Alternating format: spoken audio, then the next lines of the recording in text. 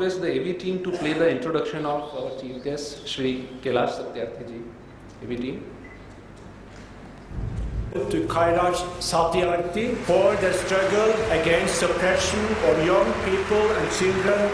There is no greater violence than to deny the dreams of our children. I refuse to accept that the laws and constitutions are unable to protect our children. Today is the time for every child to have the right to life. I refuse to accept that the shackles of slavery can ever be more stronger than the quest for freedom. I refuse to accept here.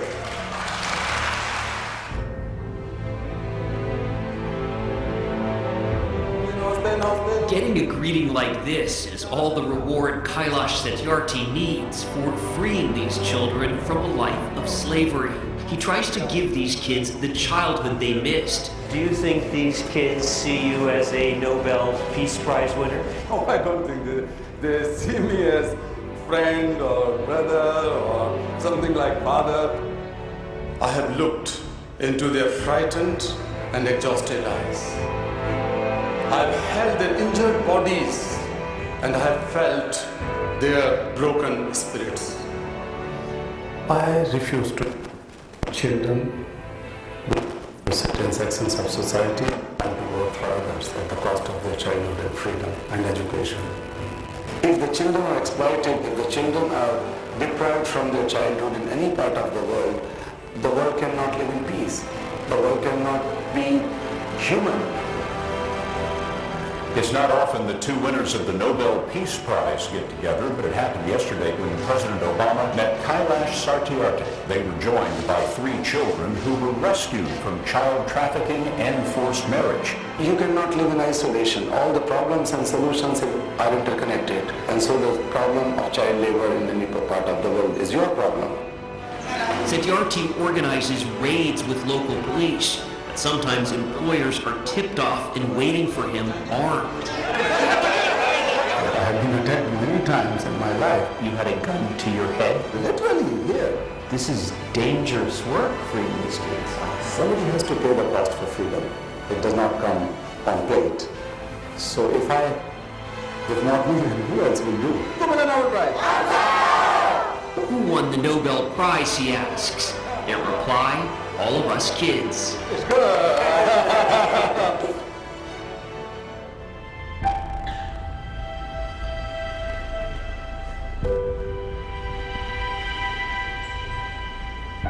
Every single minute matters. Every single child matters. Every single childhood matters.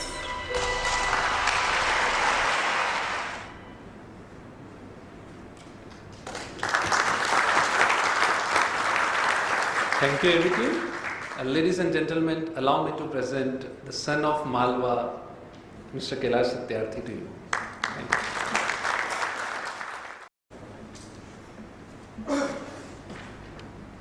आदरणीय गोयल जी, अनुराग जी, बहनों, भाइयों, मित्रों, अभी जब मैं घुसा तो मैंने पूछा कि भाई इतनी शांति क्यों है, तो आपने कहा कि भाई पहली बार किसी नोबेल लॉरिएट के साथ मुलाकात हो रही। ये सच हो सकता है, लेकिन पहली बार विदिशा में जन्मे, विदिशा में पढ़े बले, विदिशा और मालवा की धरती में सांस लिए, ऐसे किसी आदमी के साथ तो पहली बार नहीं मिल रहे ना आप लोग। तो मुझे वहीं से मान के चलिए, मेरे घर में भी यही हुआ कांड। जिस वक्त नोबेल शांति पुरस्कार की घोषणा हुई तो सारी दुनिया का मीडिया टूट पड़ा। मेरे ऑफिस के बाहर दिल्ली में मेरे ख्याल से 400-500 मीडिया के लोग लाइन बना के एक दूसरे से झगड़ा कर रहे, स्टम्पीड हो गया, वो भी बहन वगैरह खड़ी थी। तो जब अंदर घुसे लोग तो उनकी समझ में नहीं आया, बहुत सारे पत्रकारों के, कि कैलाश सत्यार्थी कौन है। उसकी वजह ये थी कि जब मेरे पास फोन आया किसी पत्रकार बंधु का कि नोबेल प्राइज मिल गया, तो वो इतने उत्साहित थे कि उन्होंने कहा कैलाश जी नोबेल प्राइज। वो पूरा वाक्य नहीं कर पाए कि कैलाश जी आपको नोबेल प्राइज मिला है। तो मैं सोचा कि किसी को मिला और ये सज्जन मेरी प्रतिक्रिया जानना चाहते हैं। तो मैं तो ना कोई धर्मगुरु हूं और ना कोई राजनेता हूं कि हर विषय पर बिना जाने समझे प्रतिक्रिया दे दूं। हर विषय का जानकार नहीं हूं मैं। तो मैं जानना चाहता था कि किस आदमी को किस विषय पर मिला है। जब पता लगेगा तो दूंगा। तो मैं अपना गूगल सर्च करने लगा। उस समय मैं बैठा हुआ जर्मनी में मुझे पहले से जाना था, तो जर्मनी के लिए चीप टिकट ढूंढ रहा था, जो सबसे सस्ते टिकट हो सकते हैं। तो इधर उधर दिमाग लगा रहा था कि कहीं पर 41,000 का आ रहा है, कहीं 39,000 का आ रहा है, किसको लॉक करूं। इसी बीच में फ़ोन आ गया, तो मैं उसको छोड़कर ढूंढने लगा नोबेल पीस प्राइज 2014। अब तब तक वो गूगल में भी नहीं आया था। इससे पहले मेरे लोग आ गए, नीचे से ऑफिस के लोग, और इतने खुशी के मारे रो रहा है, कोई चिपट रहा है, कोई एक दूसरे से चूम रहा है, उछल रहे हैं लोग, पागल खुशी के मारे हो गए। तो इसी बीच में मीडिया आ गया। तो मीडिया वालों ने सोचा कि जो लोग यहाँ सबसे ज्यादा खुशी में रो रहे हैं, पागल हो रहे हैं, खुश हो रहे हैं, उन्हीं में से कोई एक कैलाश सत्यार्थी होगा। तो जितने 50, 55, 60 साल के थे हमारे यहाँ लोग, उनके सबके फोटो खींचे जा रहे हैं। मैं सोच रहा हूँ यार हो क्या रहा है, मेरी फोटो कोई खींच नहीं रहा, मैं मुस्कुरा रहा हूँ, मेरी फोटो कोई खींच नहीं रहा। मैं शांत बैठा हूँ और जो लोग बहुत ज्यादा भावुक हो रहे हैं उनके फोटो खींच रहे हैं। तो थोड़ी देर बाद फिर किसी ने कहा कि नहीं कैलाश जी हम नहीं है, वो है।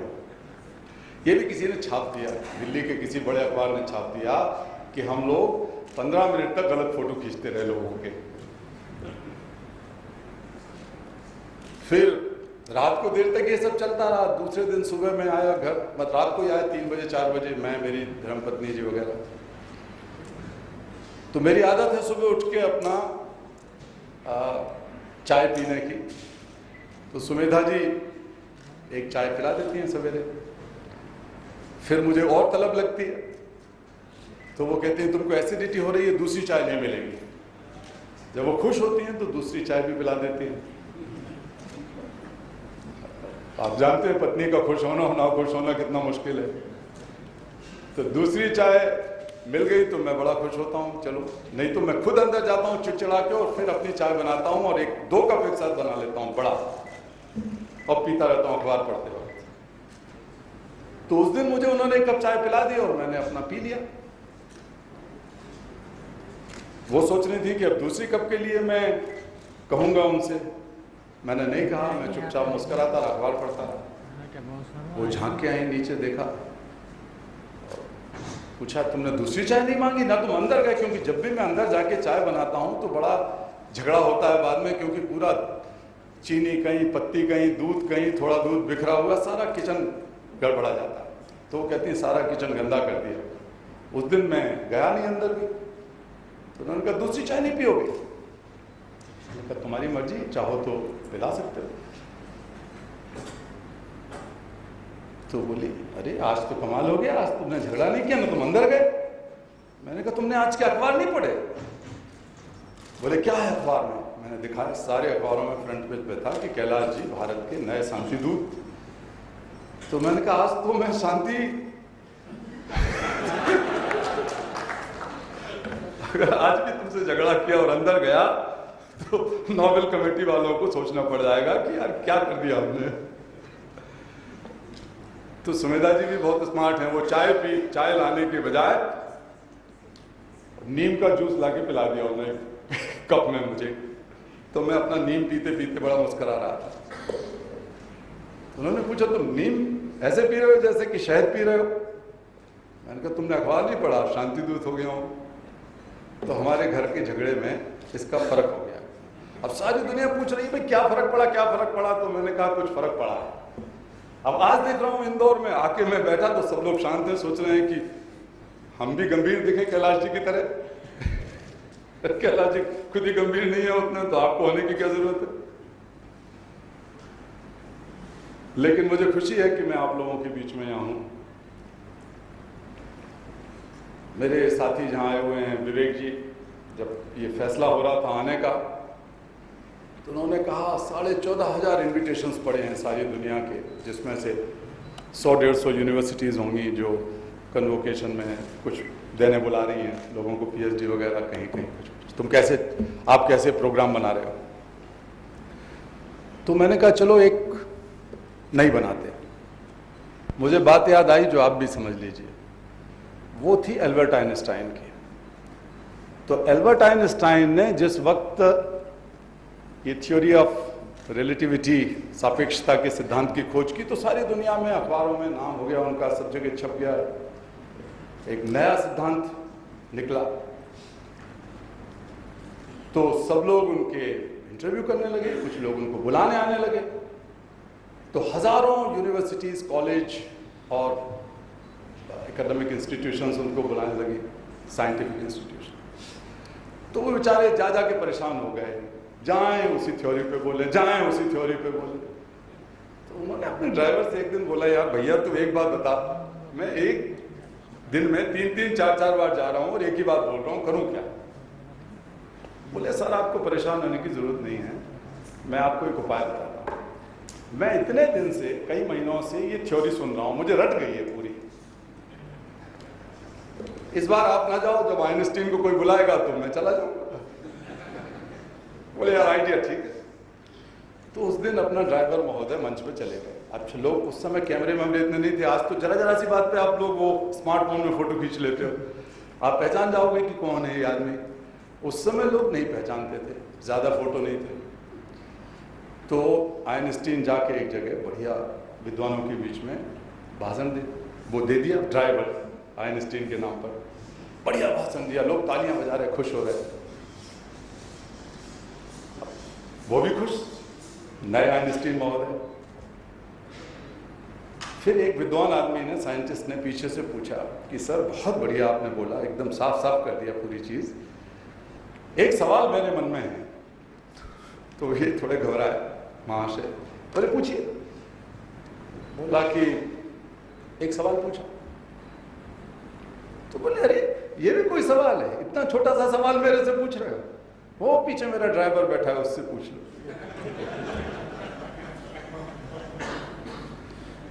तो बेचारे आइंस्टीन महोदय को आना ही पड़ा सवाल का जवाब देने। तो मैं भी सोच रहा था उस दिन जब ये नोबेल प्राइज मिला कि मेरे पास जितने भी थोड़े से जिनके फोटो खींच ली अखबार वालों ने, उन्हीं को कैलाश सत्यार्थी बना के भेजने लगूं। लेकिन जब सवाल पूछे जाएंगे तो उत्तर तो देने पड़ेंगे पीछे बैठ के इसे। तो ये मुझे खुशी है कि मैंने प्राथमिकता के आधार पर यह सुनिश्चित किया कि मुझे यहाँ आना है, तो मैंने हाँ कर दिया अपने मित्रों को। जैसा मैंने कहा कि मैं खुद मालवा में पैदा हुआ हूँ और छोटे छोटे जब हम थे तो पढ़ा करते थे, मालव धरती गहन गंभीर, पग पग रोटी डग डग नीर, और मालवा की शामें, मालवा के लोग, मालवा की चाट, मालवा का नमकीन, ये सब चीज़ें जो है हमेशा मेरे जहन में भरी रहती है। ये तो पूरा देश जहन में भरा रहता है। जिस वक्त मैं वहाँ बैठा था नोबेल शांति पुरस्कार वाले मंच पर, तो मैं बैठा बैठा सोच रहा था कि जहाँ आज मैं बैठा हूँ, आज से अगर 60 साल पहले महात्मा गांधी बैठते, जिनका नाम 6 बार आया था, नॉमिनेट हुए थे वो, लेकिन जिस वक्त उनका तय हुआ उस वक्त उनकी हत्या हो गई और मरने के बाद नोबेल शांति पुरस्कार दिया नहीं जाता। और पहले इसलिए नहीं दिया जाता कि आपके कामों का, प्रयोगों का जब तक परिणाम ना निकले तब तक शांति पुरस्कार नहीं दिया जाता, ऐसा मैंने सुना। तो देश जब तक आजाद नहीं हुआ था तो गांधी जी को पुरस्कार वो मिल नहीं सकता था, और जब आजाद हो गया तो गांधी जी की हत्या हो गई। लेकिन मैं सोच रहा था कि अगर महात्मा गांधी यहां बैठे होते, इसी जगह पर, इसी कुर्सी पर बैठते, उतनी ही पुरानी कुर्सियां रखी हुई उन्होंने, वही पुराना मंच है, लोग बदल गए, कमरा वही है, हॉल वही है, सब कुछ वैसे ही है वहां का, नॉर्वे का, और वो जाते लेते। तो हर भारतीय और मेरे जैसा आदमी जो उनके मृत्यु के भी 65-70 साल बाद पैदा हुआ है, वो आज कितना गौरवान्वित होता।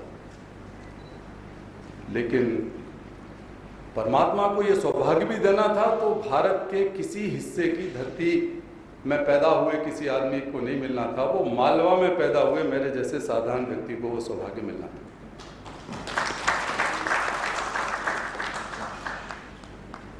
तो मालवा में आप जितना गर्व कर सकते हैं उसमें एक चीज और जोड़ दीजिए कि मालवा की धरती ने भारत का पहला नोबेल लॉरिएट पैदा किया। शांति क्या किसी और के लिए भी मालवा से नहीं मिला, लेकिन पूरे भारत में शांति के लिए पहली बार मिला। लेकिन मैं महसूस करता हूं कि जब से ये पुरस्कार की घोषणा हुई उसी वक्त से मैं नैतिक तौर पर और ज्यादा उत्तरदायित्व महसूस कर रहा हूं।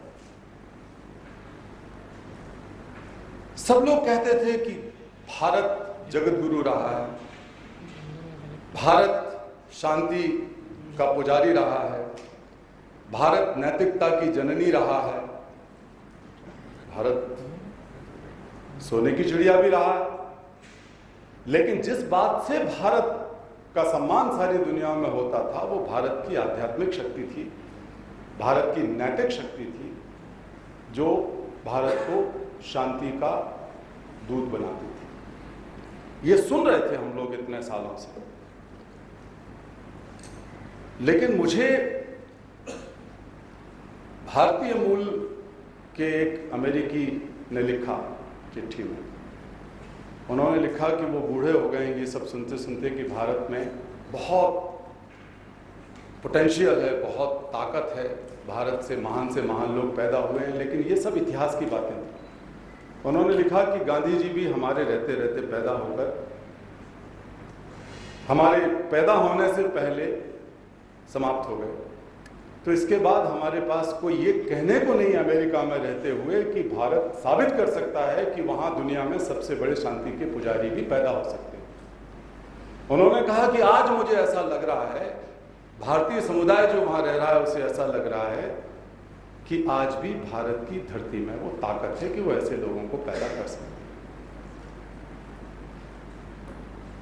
उनकी बात साधारण रही होगी, लेकिन मेरे लिए लगा कि ये जो घटना हुई है ये अब साबित करने के लिए हुई है। अब भारतीयों को साबित करना होगा, हर भारतीय को साबित करना होगा कि हम मानवता की हत्या नहीं करेंगे, हम हिंसा नहीं करेंगे, हम भाई बहन आपस में सत्ता की दौड़ में, पैसे की दौड़ में, नाम की दौड़ में एक दूसरे का गला नहीं काटेंगे। कंपटीशन के नाम पर ये नहीं होगा। आगे हमें मिलजुल कर साथ रहने का सबक अब सारी दुनिया को सिखाना पड़ेगा, क्योंकि भारत के ऊपर ये ठप्पा लग गया है कि आज भी भारत में वो ताकत है। केवल इतिहास की बातें नहीं है ये।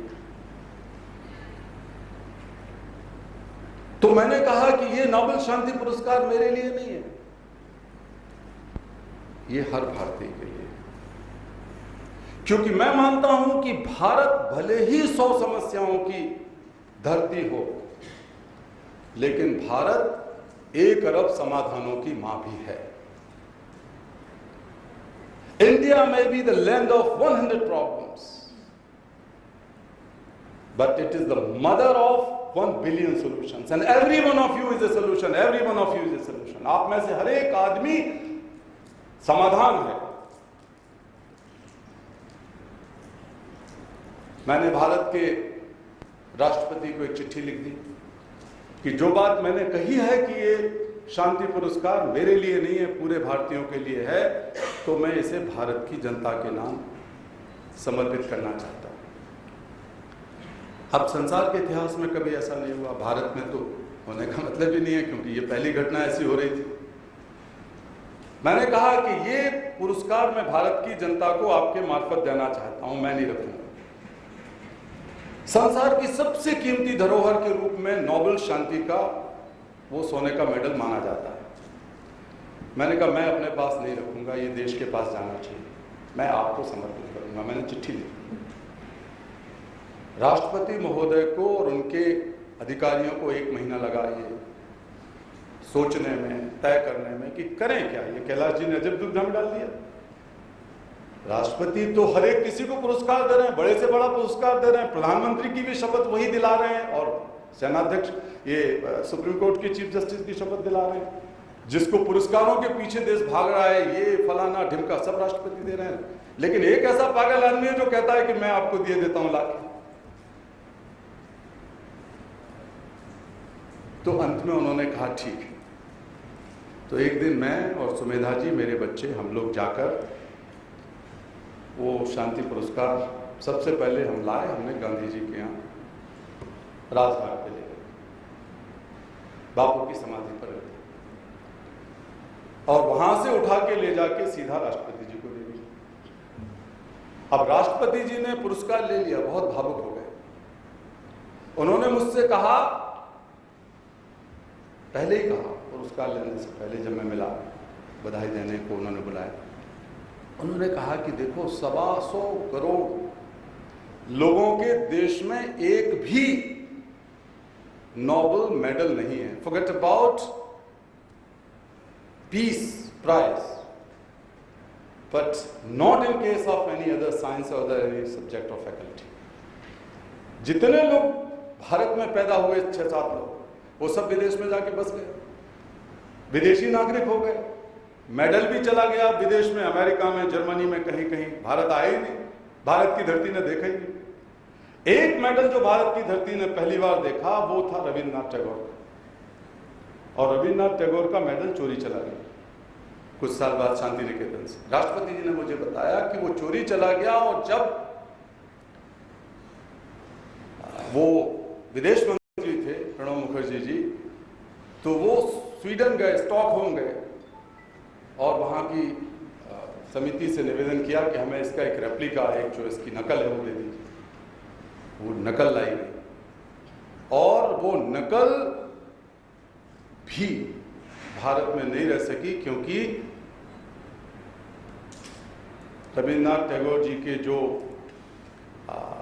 एक ग्रैंड नेफ्यू थे, वो उसको अपने साथ ले गए, वो भारत में रहे नहीं, रेप्लिका भी नहीं। मैंने राष्ट्रपति जी के हाथ में देके कहा कि अब ये है धरोहर देश के पास, आप रख लीजिए। वो भावुक हुए। मैंने कहा नहीं, मैं आपको एक बात बताता हूँ, भारत की जनता के लिए, भारत माता के लिए। मैंने कहा भारत माता के लिए जो एक बात संत कबीर ने आज से 400 साल पहले लिखी, वो आज मैं आपको सुना रहा हूँ भारत के राष्ट्रपति कि मेरा मुझ में कछु नहीं, जो कछु है सब तोड़, और तेरा तुझको सौंपते क्या लागत है मोर।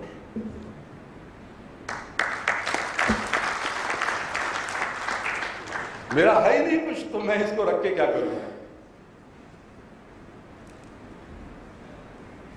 इसका सीधा अर्थ है जो मैंने पहले कहा कि देखिए, अब नैतिक जिम्मेवारी मेरी अकेले की नहीं है, आप सबकी। जिसके पास बोलने की ताकत है उसकी जिम्मेवारी है, जिसके पास लिखने की ताकत है उसकी जिम्मेवारी है, वो ज्यादा कर सकता है। जिसके पास पैसा खर्च करने की ताकत है उसकी जिम्मेवारी है। जो सत्ता में कुछ कर सकता है बैठ के उसकी जिम्मेवारी है। जो कुछ भी नहीं कर सकता, कम से कम भारत के करोड़ों करोड़ों बच्चों के प्रति करुणा का भाव महसूस करे, इतना तो कर ही सकता। अपने हाथ से, अपने कर्मों से, अपनी वाणी से किसी बच्चे का शोषण ना हो, इतना तो कर सकता है। किसी बच्चे के ऊपर हिंसा ना हो, इतना तो कर सकता है। ये हम सब कर सकते हैं। जिस वक्त मैं इंजीनियरिंग कॉलेज में पढ़ता था, उस वक्त ये सोच पाना भी मुश्किल था कि कोई इंजीनियर अपनी नौकरी, काम धंधा छोड़कर ऐसे मुद्दे पर काम शुरू करेगा जो मुद्दा ही नहीं। उस समय ये कोई मुद्दा नहीं। दुनिया में जो बाल अधिकार घोषणा पत्र है, UN convention on the rights of child, वो 1989 में बना, और मैंने इंजीनियरिंग की नौकरी छोड़ी 1980 में, और तब काम शुरू किया इस बुराई के खिलाफ। तो लोग कहते थे पागल है। मैं एक बहुत साधारण परिवार में जन्मा, गरीब नहीं थे वो, लेकिन अमीर भी नहीं थे। मेरे पिताजी जब मैं पैदा हुआ तो पुलिस में सिपाही थे, और कुछ साल बाद हेड कांस्टेबल हो गए जब मैं पढ़ रहा था इंजीनियरिंग कॉलेज, उनकी मृत्यु से थोड़े दिन पहले। मेरी माँ भी बिना पढ़ी लिखी थी घर में। सबकी बहुत इच्छा थी। मेरे पिताजी का बहुत, मैं छोटा था तब स्वर्गवास हो गया, तो बहुत आशा थी मेरी माँ कि चूंकि कैलाश पढ़ाई लिखाई में अच्छा है, गणित में, साइंस के विषयों में, तो एक अच्छा इंजीनियर बन जाएगा। और उस वक्त मध्य प्रदेश में पूरे में, जब छत्तीसगढ़ और मध्य प्रदेश एक ही था, तो 7 या 8 इंजीनियरिंग कॉलेज थे। इंदौर था, उज्जैन था, विदिशा था, ग्वालियर था, जबलपुर था, रायपुर था, भोपाल था। और उनमें से एक विद्यार्थी मैं था। जो 300-400 विद्यार्थी हर साल निकलते थे पूरे मध्य प्रदेश और छत्तीसगढ़ में से, उनमें से एक विद्यार्थी मैं था 70s में। तो जब मैंने ये फैसला किया कि मैं इसको छोड़ूंगा जॉब को, तो बहुत रोई मेरी माँ। मेरे अपने दोस्तों ने बहुत मुझे समझाया, महीनों समझाया। मेरी शादी भी हो गई थी। उस विचार में मेरी पत्नी के अलावा कोई नहीं था मेरे साथ। लोग कहते थे कि अगर तुम करना चाहो तो तुम एक स्कूल खोल लो गरीब बच्चों के लिए, अनाथालय खोल लो अनाथालय बच्चों के लिए।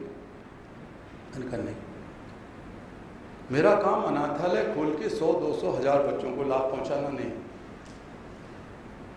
स्कूल खोलकर 100, 200, 1000 बच्चों की चैरिटी करना नहीं। मैं पैदा इस बात के लिए हुआ हूं कि जब तक दुनिया में धरती पर जन्म लेने वाला एक भी बच्चा अपने बचपन से वंचित है, मैं तब तक मरूंगा नहीं।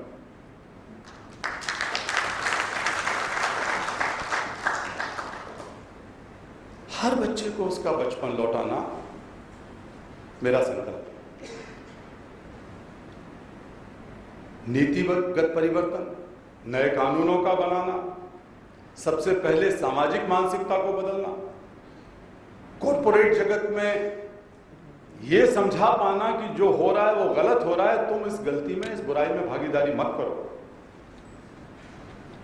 सब धर्म समझाते हैं। मैं छोटा था बच्चा, मैं देखता था कि मेरी माँ, मेरी भाभियां नवरात्रि में कन्याओं को बुलाकर भोजन कराती थी। कहते थे कन्याएं भगवान, दुर्गा है, देवी है, सरस्वती। हम लोग बड़ा व्रत उपवास करते थे, खुद भी, मैं भी करता था बचपन में, ये सोचकर कि कृष्ण छोटा सा कन्हैया, उसका जब जन्माष्टमी आती थी तो हम लोग उसको बाल रूप में पूजते थे, उसकी झांकियां लगाते थे। रामनवमी आती थी तो बाल रूप में राम की झांकियां लगाते थे, क्योंकि हमें सिखाया गया कि बच्चे मैं भगवान का रूप। विदिशा में मेरे घर अंदर किला में है, पुरानी हवेली के पास, तो वहाँ पूरा इलाका आगे मुगल टोला कहते हैं, मुस्लिम इलाका है। वहाँ एक मस्जिद है, एक बहुत बूढ़े मौलवी साहब थे, वो बच्चों को घेर के कुछ पढ़ाते थे। तो मुझे बड़ा शौक हुआ, मैं भी दौड़ के उनके पास बैठ जाता था। वो मुझे उर्दू पढ़ाना सिखा दिए, वो मुझे कुछ और कुरान शरीफ के बारे में सिखा दिया। और मौलवी साहब ने मुझसे कहा, बेटा खुदा का कोई शक्ल सूरत नहीं होती, लेकिन अगर खुदा का नूर तुम्हें कहीं देखना है तो मां की गोद में खेल रहे किसी बच्चे के चेहरे में देखो। खुदा तो नहीं दिखेगा, खुदा का तो शक्ल नहीं है, लेकिन खुदा का नूर का एहसास हो जाएगा तुमको। ये इस्लाम ने सिखाया। थोड़ा मैं बड़ा हुआ, स्वामी विवेकानंद का असर मुझ पर पड़ा, गांधी जी का असर पड़ा, और चीजों का असर पड़ा। भारत के तमाम क्रांतिकारियों को मैंने उनके बारे में चाट डाला बचपन से। आजादी के बारे में मैंने पढ़ा, शहादत के बारे में मैंने पढ़ा, देश को आजादी मिली, कितनी त्याग और तपस्या से, ये सारी कहानी बचपन में मैंने पढ़ी। आपने भी पढ़ी। और मेरे मन में धीरे धीरे आ गया कि ये बातें सिर्फ पढ़ के सुनाने के लिए हैं या जिंदगी में जीने के लिए।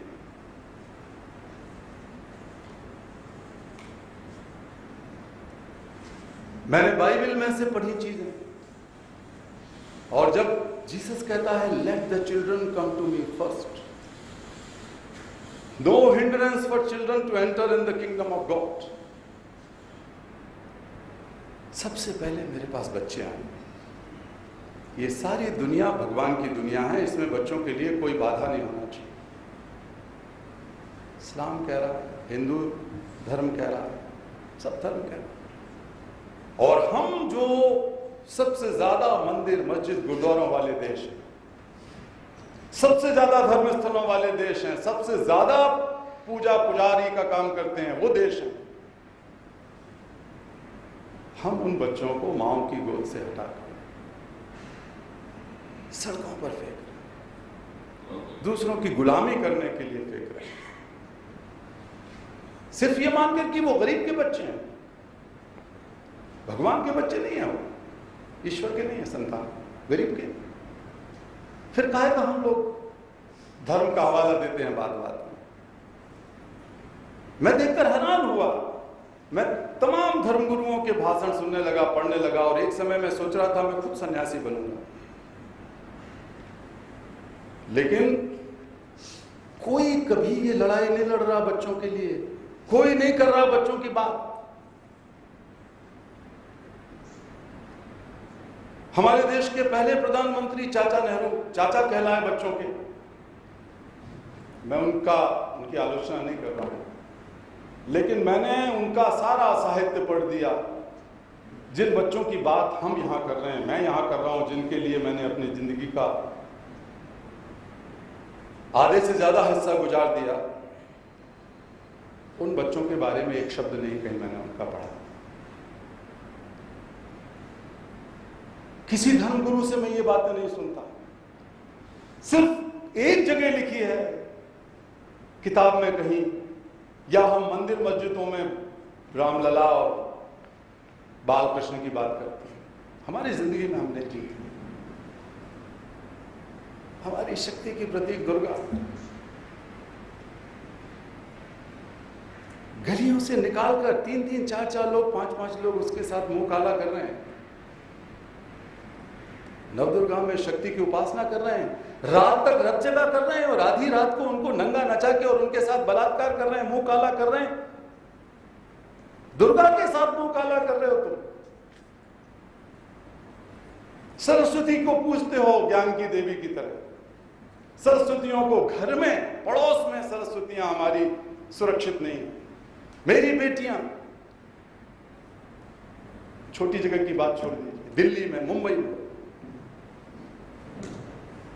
अपने पड़ोसियों से डरती हैं, अपने अध्यापक से डरती हैं, अपने चाचा ताऊ से डरती हैं, अपने रिश्तेदारों से डरती हैं, क्योंकि सारे भारत में जितने छोटी लड़कियां हैं उनमें से 56% बच्चियों के साथ कुछ ना कुछ यौन छेड़खानी हुई है।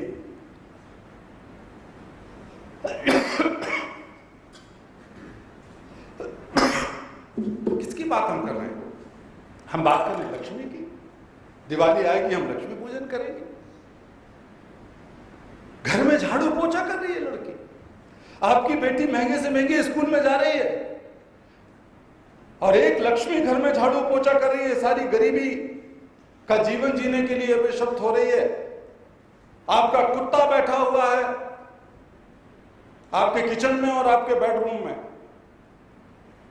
और दुर्गा, सरस्वती और लक्ष्मी झाड़ू पोछा कर रही है। तो हम कैसे सभ्य लोग हैं? हम अपने आप से पूछें। मैंने अपने आप से पूछना शुरू किया। कोई मेरी बात सुनने तैयार नहीं था, कोई सरकार नहीं सुन रही थी मेरी बात। मैंने दिल्ली आके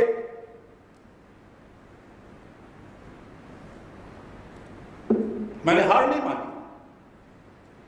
देखिए, आप बड़ा सपना देख सकते हैं पहाड़ पे चढ़ने का, लेकिन पहाड़ तो दिखता है आपको जिस पे आप चढ़ना चाहते हो। कम से कम रास्ता बनाने की जगह तो वहां पर है जिसका हौसला आप रख सकते हो। मेरे सामने तो पहाड़ भी नहीं दिख रहा था, मेरे सामने तो रास्ता भी नहीं दिख रहा था। जब मैं कह रहा था कि दुनिया के हर एक बच्चे के लिए उसके बचपन का अधिकार मिलना चाहिए, आजादी मिलना चाहिए, बचपन मिलना चाहिए, शिक्षा मिलनी चाहिए, स्वास्थ्य मिलना चाहिए, तो ये बातें यूटोपिया जैसी थी, सपने जैसी थी लोगों के सामने। क्योंकि जैसा मैंने कहा कि संयुक्त राष्ट्र संघ की कोई संस्था इस पर काम नहीं करती थी। संयुक्त राष्ट्र संघ ने उसको माने ही नहीं था 1990 तक, 89 तक। कोई गैर सरकारी संगठन नहीं था, अब तो लाखों। कोई कानून नहीं था, कोई रिसर्च नहीं थी, कोई अखबार में नहीं था, कभी संसद में किसी विधानसभा में बात नहीं हो सकती क्योंकि ये मुद्दा ही नहीं था कहीं पर। तो ये एक चीज थी। आपके सामने एक दुनिया है जिसमें बहुत कुछ अनएक्सप्लोर्ड पड़ा हुआ है। अभी हम जब बैठे थे वहां थोड़ी देर पहले आपके डायरेक्टर्स के साथ, तो परिचय में एक व्यक्ति ने कहा, एक सज्जन ने, कि मैं काम कर रहा हूं जो अनयूटिलाइज्ड चीजें हैं उनका उपयोग कैसे किया जाए, यूटिलाइजेशन कैसे किया जाए। मैं आपसे पूछता हूं, आपके अंदर जो पोटेंशियल है, जो ताकत है, क्या सचमुच आपने उसकी पहचान करी है? क्या सचमुच आपने उसको यूटिलाइज किया है?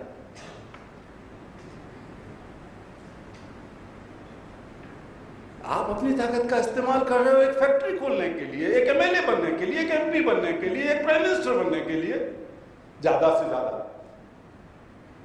उद्योगपति बनने के लिए, अखबार में नाम आने के लिए। ये आपकी अनंत शक्ति का बहुत बहुत छोटे से हिस्से की उपयोगिता है, हम सबकी।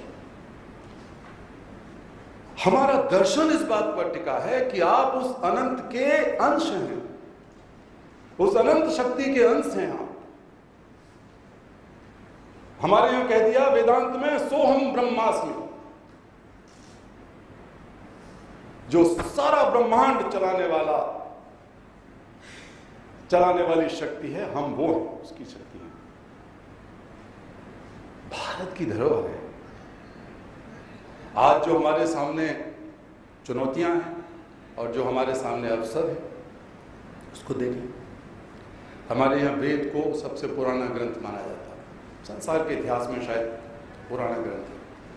कहते हैं कि किसी आदमी ने नहीं लिखा, बल्कि कई ऋषियों की जो जीवन की साधना है, उसका परिणाम वेद मंत्र है। पहला वेद मंत्र क्या है?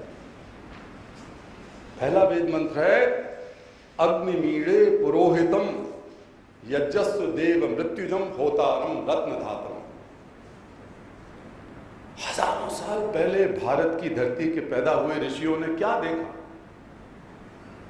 अग्निमीड़े पुरोहितम। पुरोहित का मतलब पुजारी के घर में जन्म लेने वाला नहीं होता। पुर का मतलब होता है हमारा पड़ोस। हमारा पड़ोस घर के दरवाजे से शुरू होकर धरती के उत्तरी और दक्षिणी छोर तक जाता है, वो पुर है संस्कृत की भाषा।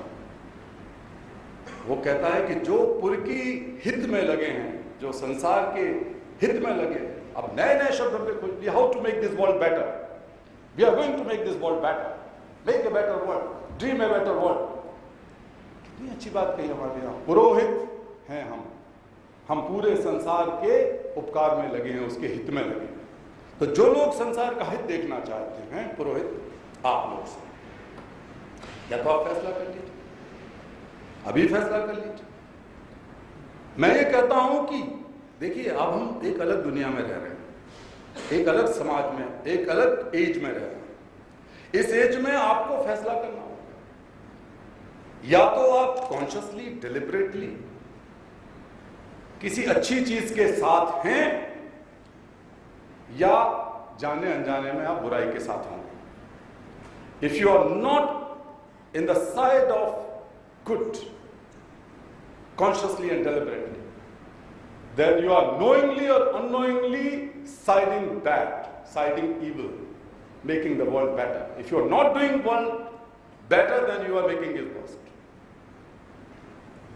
आप सोच रहे मैं तो कोई बुराई कर नहीं रहा हूं, मैं तो चोरी चपाटे कर नहीं रहा हूं, मैं तो ठीक चल रहा हूं, भाई मैं तो ठीक ही हूं ना। वो 25, 50, 100 साल पुरानी बात। आज दुनिया का सोच बदल रहा है, दुनिया की जरूरतें, उसके चैलेंजेस, उसके अपॉर्चुनिटीज बदल रही है। इसलिए आपको फैसला करना होगा, या तो आप अच्छा करोगे या नहीं करोगे, इसका मतलब बुरा करो। तो जो पूर्ण हित में लगे हैं, जो अच्छी दुनिया को बनाना चाहते हैं, वो सब क्या करें? वो अपने अंदर ज्ञान की अग्नि को प्रज्वलित करें।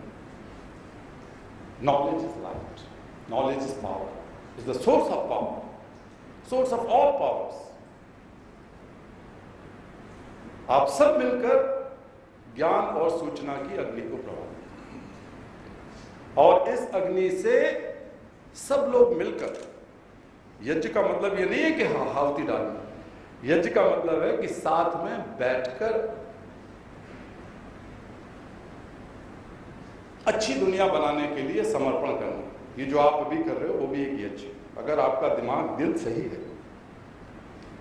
मैं कोई भाषण नहीं कर रहा हूं आपके यहाँ, मैंने कहा कि मैं अपने घर में हूं तो घर में दिल की बात कर रहा हूं। आप लोग मुझे वैसे ही मानिए, मैंने शुरू में कहा।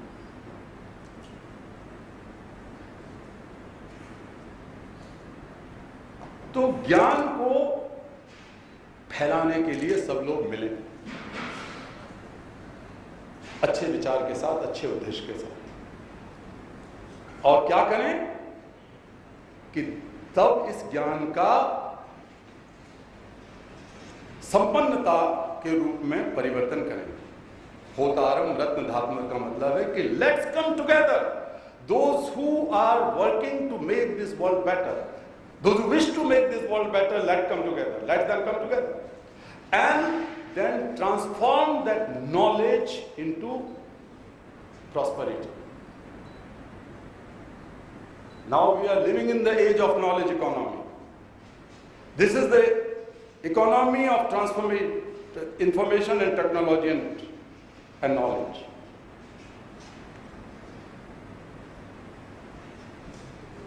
ज्ञान के युग में सबको ज्ञान मिले, और वो ज्ञान सबकी बेहतरी के लिए हो, ये काम हमारा है।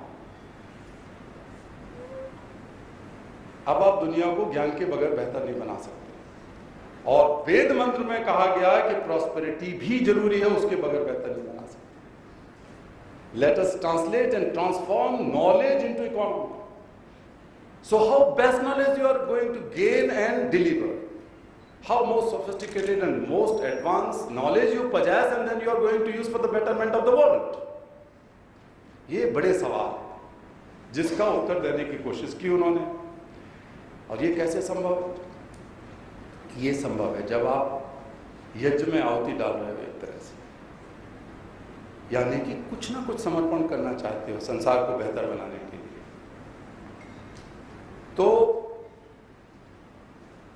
जो भाव आपसे समर्पण कराता है उसको कहते हैं करुणा। Compassion is not something which has to be read and written, which has to be taught and spoken. Compassion is an inherent character in each one of us. हम सबके अंदर एक compassion का भाव है। लेकिन when we talk of compassion, it is so much confined, so much narrowed, so much selfish, so much limited that it limits within our circle. And the circle could be me and my wife and my children. Circle could be me, my wife, my children, perhaps my nephews and nieces. It does not go beyond that. मैं जब Nobel पुरस्कार लिया तो मैंने जो बात कही,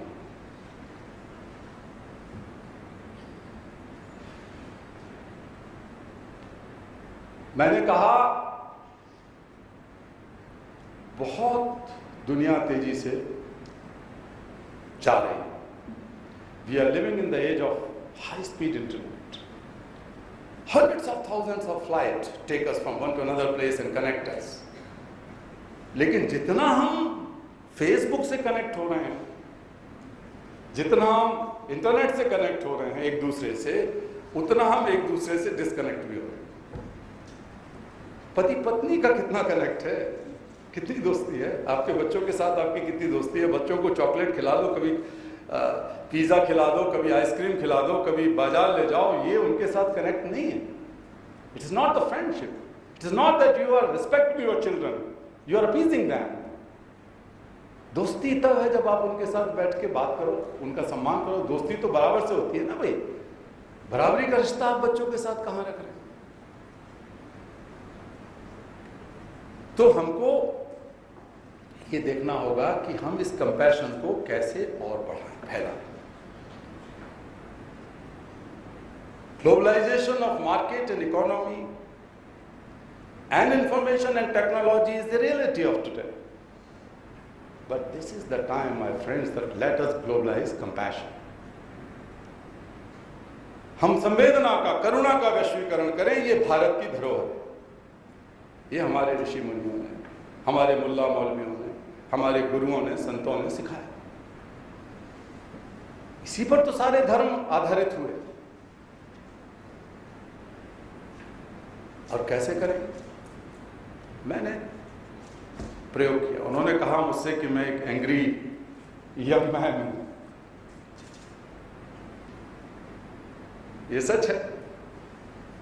पहली बार जब मैंने अपने स्कूल की सीढ़ियां चढ़ रहा था, एक बच्चे को जो जूता गांठता था, जूता सफाई करता था, देखा उसे।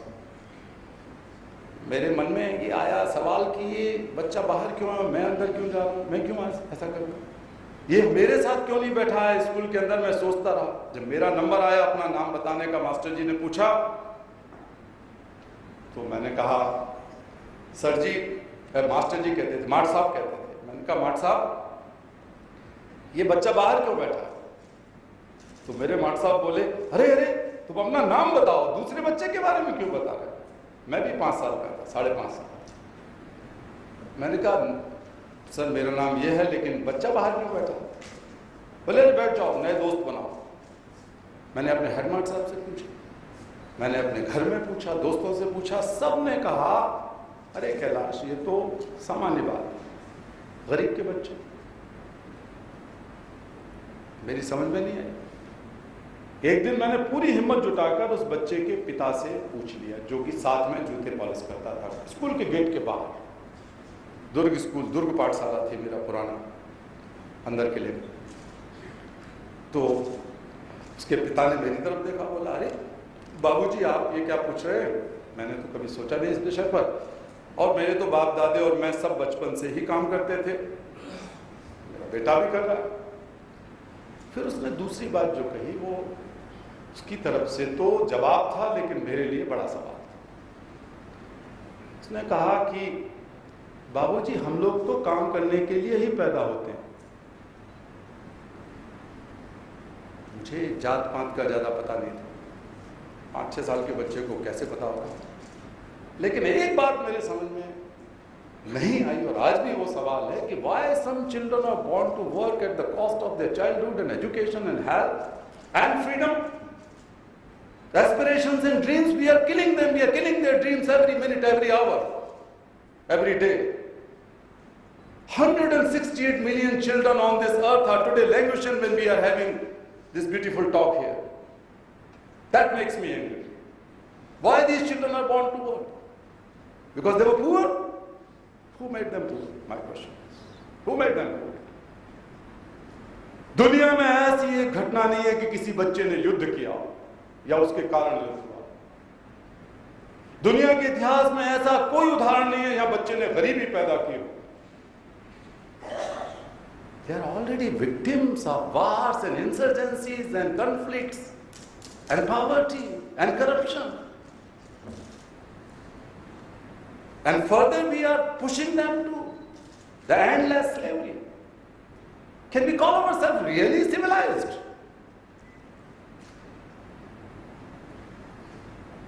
We say that we are ignorant of these things, we don't know much about it. But tell me, is there any problem on this earth which can be seen and solved in isolation? I used to go to America for many, many years.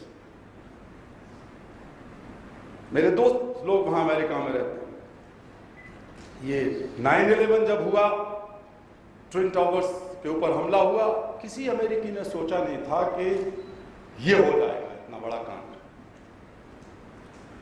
सारा America shock में, सब जाने, पूरी दुनिया shock में आ गई। पूरी geopolitics, economic priorities, development priorities, सब कुछ, budgetary allocations, defence, but everything has got change after that, एक घटना से।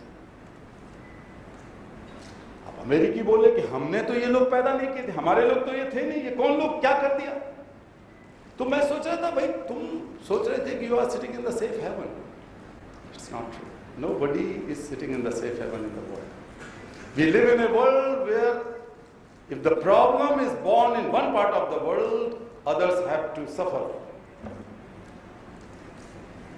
Global warming, सब लोग बातें कर रहे हैं, सारी दुनिया, सारा प्लेनेट खतरे में आ गया। तो ये किसी एक की औकात है कि इसको ठीक कर दे? वो जमाना चला गया जब लोग कहते थे कि अगर आपका पड़ोसी भूखा है तो आप चैन से सो नहीं सकते। अब जिस दुनिया में हम जी रहे हैं वो ये है कि अगर आपका पड़ोसी अशिक्षित है, उसके घर में बच्चा रो रहा है, तो आप सोने की बात छोड़िए, आप बैठ भी नहीं सकते। चीजें इतनी इंटरकनेक्टेड है, हमें उनका समाधान मिलकर ढूंढना होगा। All problems are interconnected and so are the solutions. तो कोई ये नहीं कह सकता कि भैया मैं सेफ हेवन में बैठा हूं क्योंकि मैं इंदौर में बैठा हूं। जो दुनिया गर्म हो रही है, इंदौर में बैठने से क्या हो जाएगा? नेपाल में अभी क्या हो गया, उत्तराखंड में क्या हुआ था पिछले साल? कौन सेफ हेवन में? जो लोग उत्तराखंड में गए थे भगवान का दर्शन करने, उनके बच्चे अभी तक उनकी लाशों को ढूंढ रहे हैं, नहीं मिल पाए। बहुत सारे अच्छे खासे लोग मौज मस्ती करने, घूमने, तफरी करने काठमांडू में थे, दुनिया के देशों से उनके पास फोन आ रहे हैं लोगों के पास कि ढूंढो उनको कहाँ है। सेफ हेवन में समझ रहे थे वो अपने आप, तो वो नहीं चलेगा। मित्रों, मैंने कहा सारी दुनिया में 17 करोड़ बच्चे बाल मजदूरी कर रहे हैं और 20 करोड़ वयस्क लोग बेरोजगार हैं। जो बेरोजगार हैं वो इन्हीं बच्चों के माँ बाप हैं। आप लोग सुन के हैरान होंगे, बहुत सारे अध्ययनों से पता लग गया कि इन्हीं बच्चों के माँ बाप हैं। ये पूरा दुष्चक्र है। एक तरफ बच्चा फ्री का मजदूर है, सस्ता मजदूर है, हम समझते हैं गरीब है, गरीब है तो भैया चलो काम मिल गया तो कम से कम पेट पाल लेगा। लेकिन उस बच्चे के पिता और माँ को मिलाकर 100 दिन रोजगार नहीं मिलता। ये वर्ल्ड बैंक से लगा के यूनेस्को और ILO के अध्ययनों से साबित हो। माँ और बाप को मिलाकर 100 दिन रोजगार नहीं, और बच्चे को आप प्राथमिकता दे रहे हैं, फिर आप बहाना मार रहे हैं कि गरीब है, हम क्या करेंगे।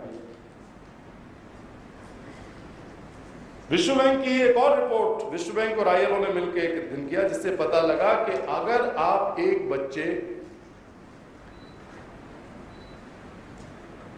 को बाल मजदूरी और गुलामी और इस तरह की चीजों से निजात दिलाने में $1 खर्च करोगे आज, तो अगले 20 साल में $7 उसका रिटर्न होगा। It would be 7 times return. ये इकोनॉमिक स्टडीज। फिर भी हम समझ नहीं पा रहे हैं, हम कुछ ना कुछ बहाना मार रहे हैं अपनी सुविधा के लिए। सब लोग अपने अपने सुविधा के सर्कल में रहना चाहते हैं और खुश होना चाहते हैं कि जिंदगी में बहुत बड़ा कमा लिया, बहुत बड़ा काम कर लिया। मित्रों, ये सारे सवाल हैं जिनके समाधान भी। मैंने 5 साल की उम्र में जब उस बच्चे को देखा तो फिर मैं पीछे नहीं मुड़ा। इंजीनियरिंग कॉलेज आने से पहले जब मैं 11 साल का था, मैंने देखा कि मेरे बहुत सारे दोस्त स्कूल छोड़ने के लिए मजबूर हो गए क्योंकि वो उनके माता पिता किताबों का इंतजाम नहीं कर पाते विदिशा में। मैंने और मेरे एक दोस्त ने एक ठेला किराए पे लिए, हट ठेला जिसमें सब्जियां बेचते हैं। जिस दिन स्कूल के रिजल्ट खुलने वाले थे, मेरे माता पिता ने हनुमान जी को प्रसाद चढ़ाने के लिए पैसे दिए। उस पैसे से हमने ठेला लिया। सबको पता था हम पास होंगे, फर्स्ट आएंगे वगैरह वगैरह, तो हम स्कूल ले गए, ठेला लेके निकले गलियों, और मैं ठेले पे खड़े होकर चलाने लगा। आंटी, अंकल, माता, बहनों, भाइयों, आप लोग मेरी बात सुनिए। आप इधर देखिए, लोग देखने लगे। मैंने कहा बधाई आप लोगों को, आपके बच्चे आज पास हो गए हैं, बड़ी क्लास में चले गए, बहुत बधाई। लोग खुश हो। मैंने कहा लेकिन उन बच्चों के बारे में सोचिए जो बीच में ही पढ़ाई छोड़ गए क्योंकि उनके माता पिता के पास किताबें नहीं थी। और आज से आपकी किताबें बेकार आपके बच्चे की, क्योंकि आपका बच्चा तो अगली क्लास में पहुंच गया। मेहरबानी करके ये किताबें इस ठेले में डाल दीजिए। देखते देखते हमारे पास 4-5 घंटे के अंदर 2500 किताबें इकट्ठी हो गई, अलग अलग कक्षाओं की किताब। मैं 11 साल का था। मेरे मन में विचार आया कि यार मैं इन किताबों को कैसे बांटूंगा, कहां बांटूंगा, क्या करूंगा। मैंने अपने मास्टर जी से कहा कि मेरे विचार में आ रहा है कि इसका एक बुक बैंक बना दिया जाए। मास्टर जी अपना सिर खुजलाने लगे, यार बुक बैंक क्या चीज है। मेरा विचार है कि जैसे बैंक में लोग जमा कर देते हैं पैसा, जब चाहे निकाल देते हैं, तो 1 साल के लिए बच्चे ये किताबें लेंगे, जरूरतमंद बच्चे, और जब उनका कोर्स पूरा हो जाएगा, सेशन पूरा हो जाएगा, वापस कर देंगे किताबें। आपकी जिम्मेवारी रहेगी हेडमास्टर जी। उन्होंने कहा आइडिया तो ठीक, बुक बैंक बन गया। मास्टर लोग तैयार हो गए, शहर के और लोग तैयार हो गए, और 10,000 किताबें वहां जमा हो गई, जिनसे सैकड़ों न केवल छोटे बच्चों को बल्कि कॉलेज तक के विद्यार्थियों को उसका लाभ।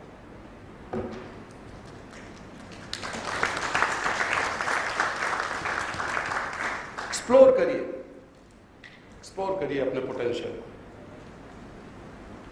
इनिशिएटिव लीजिए, शर्म हया छोड़ दीजिए थोड़ी सी। बुरा होगा, नुकसान होगा, क्या होगा, लोग मजाक बनाएंगे, बना लेंगे। कितना मजाक हमारा बनाया, लेकिन आज साबित हो गया कि कैलाश जी का चाहे मजाक बना लो, चाहे उनके ऊपर मार लो, बुराई कर लो, अखबार में छपा दो, कुछ कर लो, लेकिन कुछ ना कुछ अच्छा ही होगा। अगर वो लोग ना करते तो ऐसा ना होता। मेरे 2 साथी शहीद हो गए, एक को गोली से मार दिया और एक को मार दिया, पीट। मेरा बायां पांव टूटा हुआ है, मेरा दाहिना कंधा टूटा हुआ है, मेरी पीठ में दर्जन भर घाव लगे, मेरे सिर में घाव लगे। शरीर का शायद कोई हिस्सा हो कि जहां इन गुलाम बच्चों को आजाद कराते वक्त ये जो अपराधी तत्व हैं, जो माफिया गिरोह हैं, उन्होंने मेरे ऊपर हमला ना किया। लेकिन एक संकल्प के साथ जो जीते हैं, एक आग के साथ जो जीते हैं, वो फिर पीछे नहीं हटते। लीडरशिप क्या चीज है? अग्नि का मतलब है लीडरशिप। अग्नि ऊपर उठती है, अग्नि खुद जलेगी लेकिन प्रकाश लाएगी। हजारों साल पुराना एक कमरा हो, उसमें हाथी खड़ा कर दो एक कोने में, दिखेगा नहीं अंधेरे किसी को, लेकिन दूसरे कोने में एक छोटी सी मोमबत्ती जला दो। जिस दिन मोमबत्ती जलेगी पूरी दुनिया को दिख जाएगी, देखो मोमबत्ती जलेगी। हाथी भले ना देखे, आप फैसला करो, आप मोमबत्ती बनना चाहते हो, इसका मतलब आप आगे बढ़ के लीडरशिप लेना चाहते हो। आज बहुत संभावना है भारत में, आज बहुत संभावना है आपके क्षेत्र में, इंडस्ट्री के क्षेत्र में, कॉर्पोरेट के क्षेत्र में बहुत ताकत है, बहुत पोटेंशियल है, एनवायरनमेंट बहुत अच्छा हो रहा है, देश की स्पिरिट बहुत ऊपर है। आप उसका ठीक ठीक इस्तेमाल करें। भारत में नहीं, सारी दुनिया में एक तरफ तो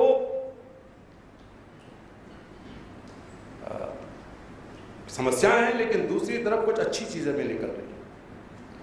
देखिए आज से 20 साल पहले, आज से 20 साल पहले जितने बच्चे बाल मजदूरी करते थे, उनकी संख्या सरकार के आंकड़ों के हिसाब से, संयुक्त राष्ट्र के हिसाब से करीब 26 करोड़ थी। 26 करोड़ थी, 260 मिलियन। वो आज घट के रह गई है 168 मिलियन, करीब 17 करोड़। 18-20 साल में 18-20 साल में जो बच्चे स्कूलों से बाहर थे, उनकी संख्या 13 करोड़ से घटकर 6 करोड़ रह गई। जितने बच्चे 5 साल की उम्र में 5 साल की उम्र पूरा करने से पहले मृत्यु हो जाती थी, जिनके इन्फेंट मॉर्टेलिटी जिसे कहते हैं, उनकी संख्या घट के आधी हो गई। तो दुनिया ने तरक्की करी, थोड़ी कम करी लेकिन करी, और ज्यादा होनी चाहिए। लेकिन 3 बड़ी चीजें हो रही हैं संसार। पहली चीज हो रही है कि जो कॉर्पोरेट जगत है उसकी स्पेस बढ़ती जा रही है, उसकी पावर, उसकी स्ट्रेंथ बढ़ती जा रही है, उसका रोल एंड रिस्पॉन्सिबिलिटी बढ़ती जा रही है, जो पहले कभी नहीं थे। 20 साल पहले बहुत नॉमिनल थे। जो सिविल सोसाइटी है, गैर सरकारी संगठन है, उनकी ताकत, उनकी स्पेस बढ़ रही है संसार। और जो यंग पीपुल है, युवा ताकत है, उसकी आवाज ज्यादा सुनी जा रही है और सारी दुनिया के इदारे और संगठन उसको समझ रहे हैं। कोई यूथ डिविडेंड के रूप में समझ रहा है, कोई अनएम्प्लॉयड यूथ को रिजॉल्व करने की कोशिश कर रहा है, कोई यूथ रिजेंटमेंट देख के ये पूरा जो अरब स्प्रिंग हुआ उसके ऊपर समाजशास्त्रीय अध्ययन हो रहे हैं। तो युवा शक्ति, कॉर्पोरेट शक्ति और गैर सरकारी प्रयासों की शक्ति लगातार बढ़ रही है और बढ़ रही है, और उसी तेजी से इनकी जिम्मेवारी भी बढ़ रही है। आपकी जिम्मेवारी ज्यादा है ये सुनिश्चित करने में कि आप अपने माध्यम से इस ज्ञान और सूचना के युग में करुणा का वैश्वीकरण कैसे करें और डेमोक्रेटाइजेशन ऑफ नॉलेज कैसे करें, ये आप कर सकते हैं। मैं काफी वक्त ले चुका हूं आपका, लेकिन ये सब चीजें संभव है। जहां लोगों ने प्रयास किए वहां संभव हुआ। अब कॉर्पोरेट जगत जिसमें ज्यादातर लोग जहां से आते हैं आप लोग, जैसा मैंने कहा कि आपकी जिम्मेवारी ज्यादा बढ़ गई, समाज के प्रति जिम्मेवारी बढ़ गई और पर्यावरण के प्रति जिम्मेवारी बढ़ गई। मैंने अभी एक कॉन्फ्रेंस में परसों 4 दिन पहले स्पेन में कॉर्पोरेट जगत की कॉन्फ्रेंस थी, और इससे पहले एक नॉर्वे के जितने व्यवसायी एशिया में काम करते हैं उनकी एक कॉन्फ्रेंस थी दिल्ली में। 2 जगह मैंने एक बात कही।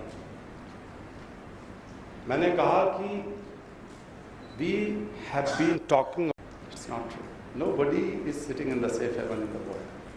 We live in a world where if the problem is born in one part of the world, others have to suffer.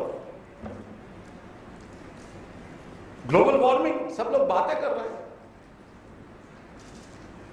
सारी दुनिया, सारा प्लेनेट खतरे में आ गया। तो ये किसी एक की औकात है कि इसको ठीक कर दे। वो जमाना चला गया जब लोग कहते थे कि अगर आपका पड़ोसी भूखा है तो आप चैन से सो नहीं सकते। अब जिस दुनिया में हम जी रहे हैं वो ये है कि अगर आपका पड़ोसी अशिक्षित है, उसके घर में बच्चा रो रहा है, तो आप सोने की बात छोड़िए, आप बैठ भी नहीं सकते। चीजें इतनी इंटरकनेक्टेड है, हमें उनका समाधान मिलकर ढूंढना होगा। All problems are interconnected and so are the solutions. तो कोई ये नहीं कह सकता कि भैया मैं सेफ हेवन में बैठा हूं क्योंकि मैं इंदौर में बैठा हूं। जो दुनिया गर्म हो रही है, इंदौर में बैठने से क्या हो जाएगा? नेपाल में अभी क्या हो गया, उत्तराखंड में क्या हुआ था पिछले साल, कौन सेफ हेवन में? जो लोग उत्तराखंड में गए थे भगवान का दर्शन करने, उनके बच्चे अभी तक उनकी लाशों को ढूंढ रहे हैं, नहीं मिल पाए। बहुत सारे अच्छे खासे लोग मौज मस्ती करने, घूमने, तफरी करने काठमांडू में थे, दुनिया के देशों से उनके पास फोन आ रहे हैं लोगों के पास कि ढूंढो उनको कहां है। सेफ हेवन में समझ रहे थे वो अपने आप, तो वो नहीं चलेगा। मित्रों, मैंने कहा सारी दुनिया में 17 करोड़ बच्चे बाल मजदूरी कर रहे हैं और 20 करोड़ वयस्क लोग बेरोजगार हैं। जो बेरोजगार हैं वो इन्हीं बच्चों के माँ बाप हैं। आप लोग सुन के हैरान होंगे, बहुत सारे अध्ययनों से पता लग गया कि इन्हीं बच्चों के माँ बाप। ये पूरा दुष्चक्र है। एक तरफ बच्चा फ्री का मजदूर है, सस्ता मजदूर है, हम समझते हैं गरीब है तो भैया चलो काम मिल गया तो कम से कम पेट पाल लेगा। लेकिन उस बच्चे के पिता और माँ को मिलाकर 100 दिन रोजगार नहीं मिलता, ये वर्ल्ड बैंक से लगा के यूनेस्को और ILO के अध्ययनों से साबित हो। माँ और बाप को मिलाकर 100 दिन रोजगार नहीं, और बच्चे को आप प्राथमिकता दे रहे हैं, फिर आप बहाना मार रहे हैं कि गरीब है, हम क्या करेंगे। विश्व बैंक की एक और रिपोर्ट विश्व बैंक और ILO ने मिलकर एक दिन किया, जिससे पता लगा कि अगर आप एक बच्चे को बाल मजदूरी और गुलामी और इस तरह की चीजों से निजात दिलाने में $1 खर्च करोगे आज, तो अगले 20 साल में $7 उसका रिटर्न होगा। It would be 7 times return. ये इकोनॉमिक स्टडी है। फिर भी हम समझ नहीं पा रहे हैं, हम कुछ ना कुछ बहाना मार रहे हैं अपनी सुविधा के लिए। सब लोग अपने अपने सुविधा के सर्कल में रहना चाहते हैं और खुश होना चाहते हैं कि जिंदगी में बहुत बड़ा कमा लिया, बहुत बड़ा काम कर लिया। मित्रों, ये सारे सवाल हैं जिनके समाधान भी। मैंने 5 साल की उम्र में जब उस बच्चे को देखा तो फिर मैं पीछे नहीं मुड़ा। इंजीनियरिंग कॉलेज आने से पहले जब मैं 11 साल का था, मैंने देखा कि मेरे बहुत सारे दोस्त स्कूल छोड़ने के लिए मजबूर हो गए, क्योंकि वो उनके माता पिता किताबों का इंतजाम नहीं कर पाते विदिशा। मैंने और मेरे एक दोस्त ने एक ठेला किराए पे लिए, हट ठेला जिसमें सब्जियां बेचते हैं। जिस दिन स्कूल के रिजल्ट खुलने वाले थे, मेरे माता पिता ने हनुमान जी को प्रसाद चढ़ाने के लिए पैसे दिए। उस पैसे से हमने ठेला लिया। सबको पता था हम पास होंगे, फर्स्ट आएंगे वगैरह वगैरह, तो हम स्कूल ले गए, ठेला लेके निकले गलियों, और मैं ठेले पे खड़े होकर चिल्लाने लगा, आंटी, अंकल, माता, बहनों, भाइयों, आप लोग मेरी बात सुनिए, आप इधर उधर इधर देखिए। लोग देखने लगे। मैंने कहा, बधाई आप लोगों को, आपके बच्चे आज पास हो गए हैं, बड़ी क्लास में चले गए, बहुत बधाई। लोग खुश हो। मैंने कहा, लेकिन उन बच्चों के बारे में सोचिए जो बीच में ही पढ़ाई छोड़ गए क्योंकि उनके माता पिता के पास किताबें नहीं थी। और आज से आपकी किताबें बेकार आपके बच्चे की, क्योंकि आपका बच्चा तो अगली क्लास में पहुंच गया। मेहरबानी करके ये किताबें इस ठेले में डाल दीजिए। देखते देखते हमारे पास 4-5 घंटे के अंदर 2500 किताबें इकट्ठी हो गई, अलग अलग कक्षाओं की किताब। मैं 11 साल का था। मेरे मन में विचार आया कि यार मैं इन किताबों को कैसे बांटूंगा, कहां बांटूंगा, क्या करूंगा। मैंने अपने मास्टर जी से कहा कि मेरे विचार में आ रहा है कि इसका एक बुक बैंक बना दिया जाए। मास्टर जी अपना सिर खुजलाने लग गया, बुक बैंक क्या चीज। मेरा विचार है कि जैसे बैंक में लोग जमा कर देते हैं पैसे, जब चाहे निकाल देते हैं, तो 1 साल के लिए बच्चे ये किताबें लेंगे, जरूरतमंद बच्चे, और जब उनका कोर्स पूरा हो जाएगा, सेशन पूरा हो जाएगा, वापस कर देंगे किताबें। आपकी जिम्मेवारी रहेगी हेड मास्टर जी। उन्होंने कहा, आइडिया तो ठीक। बुक बैंक बन गया, मास्टर लोग तैयार हो गए, शहर के और लोग तैयार हो गए, और 10,000 किताबें वहां जमा हो गई, जिनसे सैकड़ों न केवल छोटे बच्चों को बल्कि कॉलेज तक के विद्यार्थियों को उसका लाभ।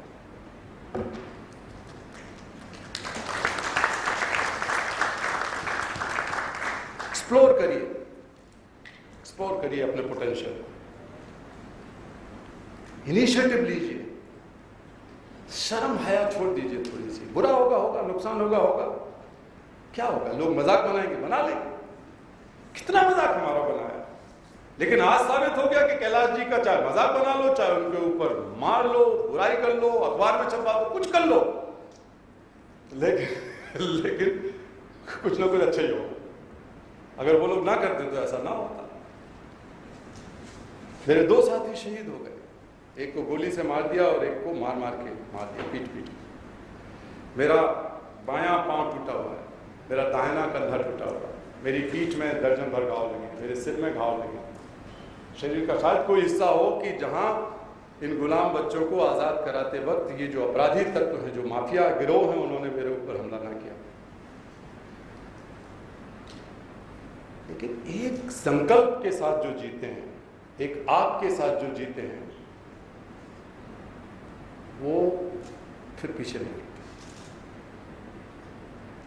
लीडरशिप क्या चीज है? अग्नि का मतलब है लीडरशिप। अग्नि ऊपर उठती है, अग्नि खुद जलेगी लेकिन प्रकाश लाएगी। हजारों साल पुराना एक कमरा हो, उसमें हाथी खड़ा कर दो एक कोने में, दिखेगा नहीं अंधेरे किसी को, लेकिन दूसरे कोने में एक छोटी सी मोमबत्ती जला दो, जिस दिन मोमबत्ती जलेगी पूरी दुनिया को दिख जाएगी, देखो मोमबत्ती जलेगी। हाथी भले ना देखे, आप फैसला करो, आप मोमबत्ती बनना चाहते हो, इसका मतलब आप आगे बढ़ के लीडरशिप लेना चाहते हो। आज बहुत संभावना है भारत में, आज बहुत संभावना है आपके क्षेत्र में, इंडस्ट्री के क्षेत्र में, कॉर्पोरेट के क्षेत्र में बहुत ताकत है, बहुत पोटेंशियल है, एनवायरनमेंट बहुत अच्छा हो रहा है, देश की स्पिरिट बहुत ऊपर है। आप उसका ठीक ठीक इस्तेमाल करें। भारत में नहीं, सारी दुनिया में एक तरफ तो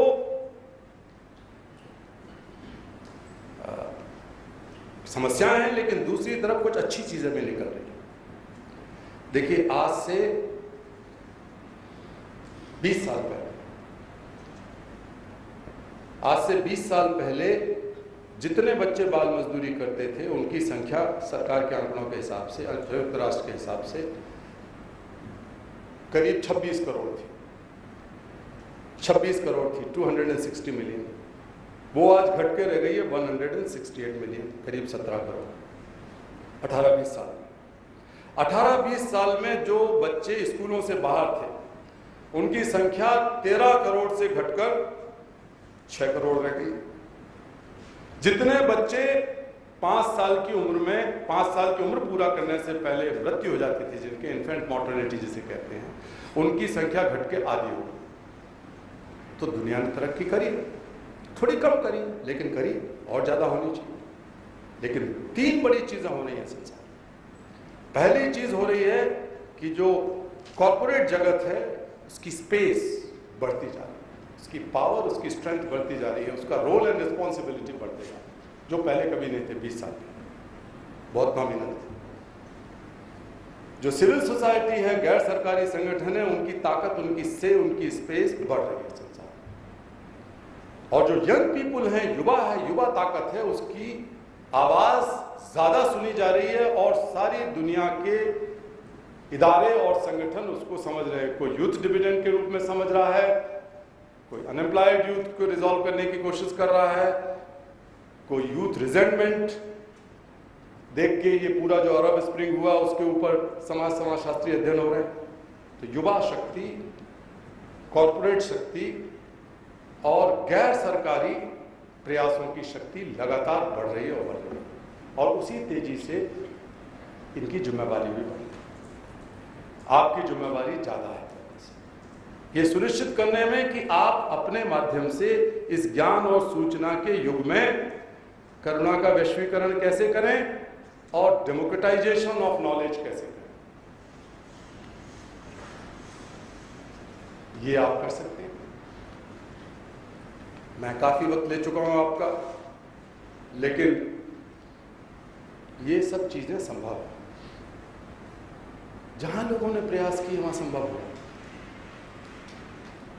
अब कॉर्पोरेट जगत जिसमें ज्यादातर लोग जहां से आते हैं आप लोग, जैसा मैंने कहा कि आपकी जिम्मेवारी ज्यादा बढ़ गई, समाज के प्रति जिम्मेवारी बढ़ गई और पर्यावरण के प्रति जिम्मेवारी बढ़ गई। मैंने अभी एक कॉन्फ्रेंस में परसों में कह रहा, परसों 4 दिन पहले स्पेन में कॉर्पोरेट जगत की कॉन्फ्रेंस थी, और इससे पहले एक नॉर्वे के जितने व्यवसायी एशिया में काम करते हैं उनकी एक कॉन्फ्रेंस थी दिल्ली में। 2 जगह मैंने एक बात कही, मैंने कहा कि we have been talking of corporate with intelligence और business with intelligence. That has been the tradition. You can not run your business without intelligence. You can not get profit and be satisfied in your own business without business with intelligence. Whatever you do, business with intelligence. Intelligence is key. कैसे आप चीज़ों को करेंगे, कैसे strategic होंगे, कैसे आप management करेंगे अंदर का, कैसे आप मार्केट के ट्रेंड को समझेंगे, कैसे आप प्रोडक्शन को समझेंगे, वगैरह वगैरह। ये इंटेलिजेंस की बात है। लेकिन now India should rise above that. and let us not only talk but try to exercise a new phenomena of business with compassionate intelligence. Business with compassionate intelligence. Indore is the right place. Malwa की धरती बहुत गहरे मूल्यों से जुड़ी है। इंदौर का उद्योग जब मैं विदिशा में था और इसके बाद भी हम इसको, कोई कहता था कि बंबई जाना बहुत मुश्किल है, इंदौर चले जाओ तो एक मिनी बंबई हो जाएगी। लेकिन इंदौर और मुंबई के चरित्र में बड़ा फर्क था। जो मॉरल वैल्यूज, जो आइडियलिज्म इंदौर की धरती में थी, शायद दूसरी जगह आसानी से ना मिले। ये बचपन में मैं समझा, आज भी मैं बोल सकता। This is the right place when you can decide today and now. Every minute matters in your life. How are you going to run your business in the future? Business with compassionate intelligence. Be conscious that your business is not harming society and business is not harming ecology.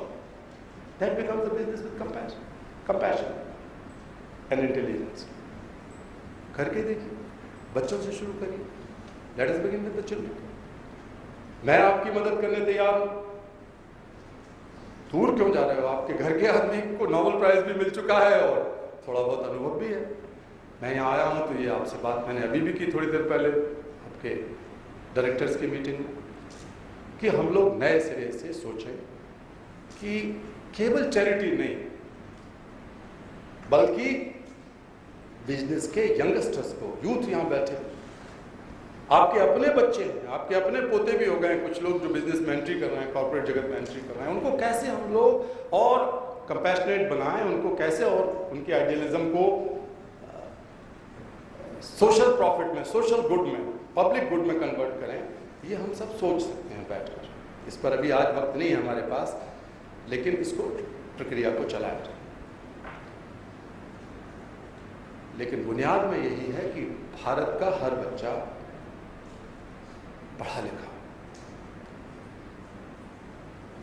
शिक्षा विकास का पहला कदम, शिक्षा मानव अधिकार का पहला कदम। जब एक school की दीवार बनती है तो हमारे दिल और हमारे बाहर की हजारों लाखों दीवारें टूटती।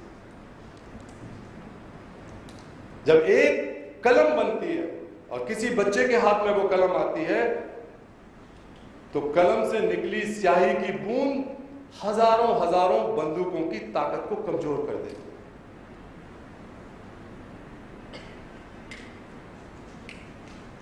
जब बच्चे का पहला कदम स्कूल के अंदर पड़ता है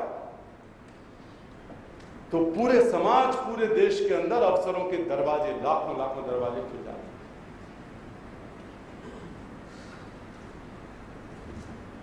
फिर हम क्यों पीछे? सुनिश्चित करें। आप दो बातें कह के मैं अपनी समाप्त करता हूँ। पहली बात, आप एक लोग मुझसे कहते हैं कैलाश जी आप मंदिर, मस्जिद, गुरुद्वारे नहीं जाते, आप भगवान को नहीं मानते। मैंने कहा मैं बहुत भगवान को मानता हूँ, ईश्वर को मानता हूँ, मैं बहुत आस्तिक हूँ।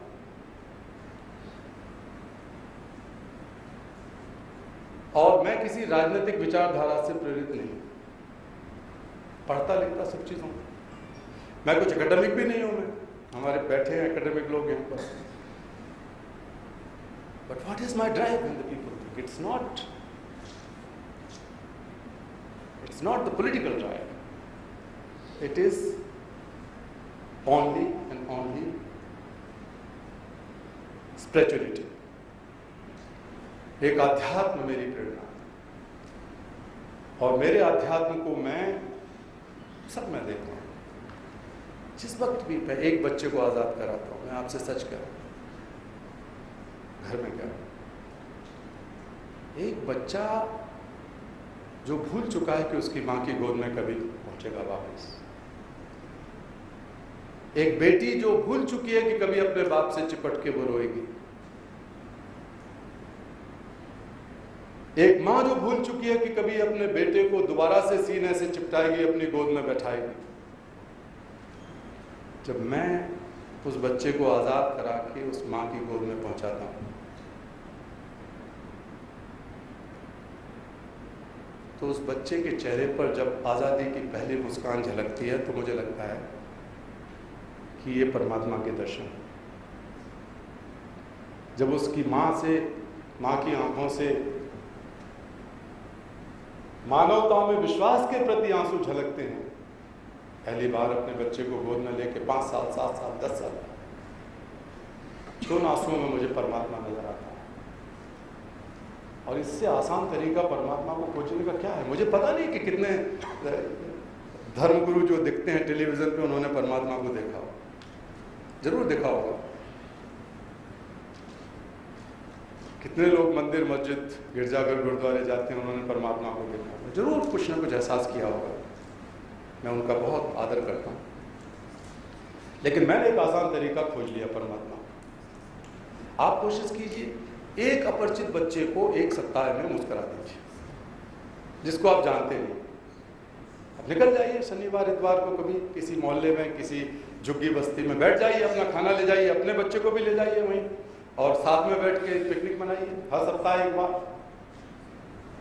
अगर एक बार में 4-6 बच्चे हंस जाएंगे तो फिर अगले 2 महीने की छुट्टी हो गई आपकी। लेकिन तब आप देखेंगे कि आपके अंदर एक नया बिजनेसमैन पैदा हो रहा है, जो कि एक कंपैशनेट बिजनेसमैन है। तब आपके बच्चों में जो संस्कार जा रहे हैं वो ज्यादा सोशल, कॉर्पोरेट सोशल रिस्पॉन्सिबिलिटी के संस्कार हैं। Corporate social responsibility can not be ascertained only through law. It has to be culture. It has to be way of life. And that you can do. एक बच्चे को सही। हमारे यहाँ उर्दू के एक शायर ने कहा है कि घर से मस्जिद बहुत दूर है, घर से मस्जिद बहुत दूर है, चलो यूं कर लें, एक रोते हुए बच्चे को हंसाया जाए। ये करते हैं। और दूसरी चीज, एक और, आप में से कितने लोग ऐसे हैं जो बच्चे नहीं थे कभी?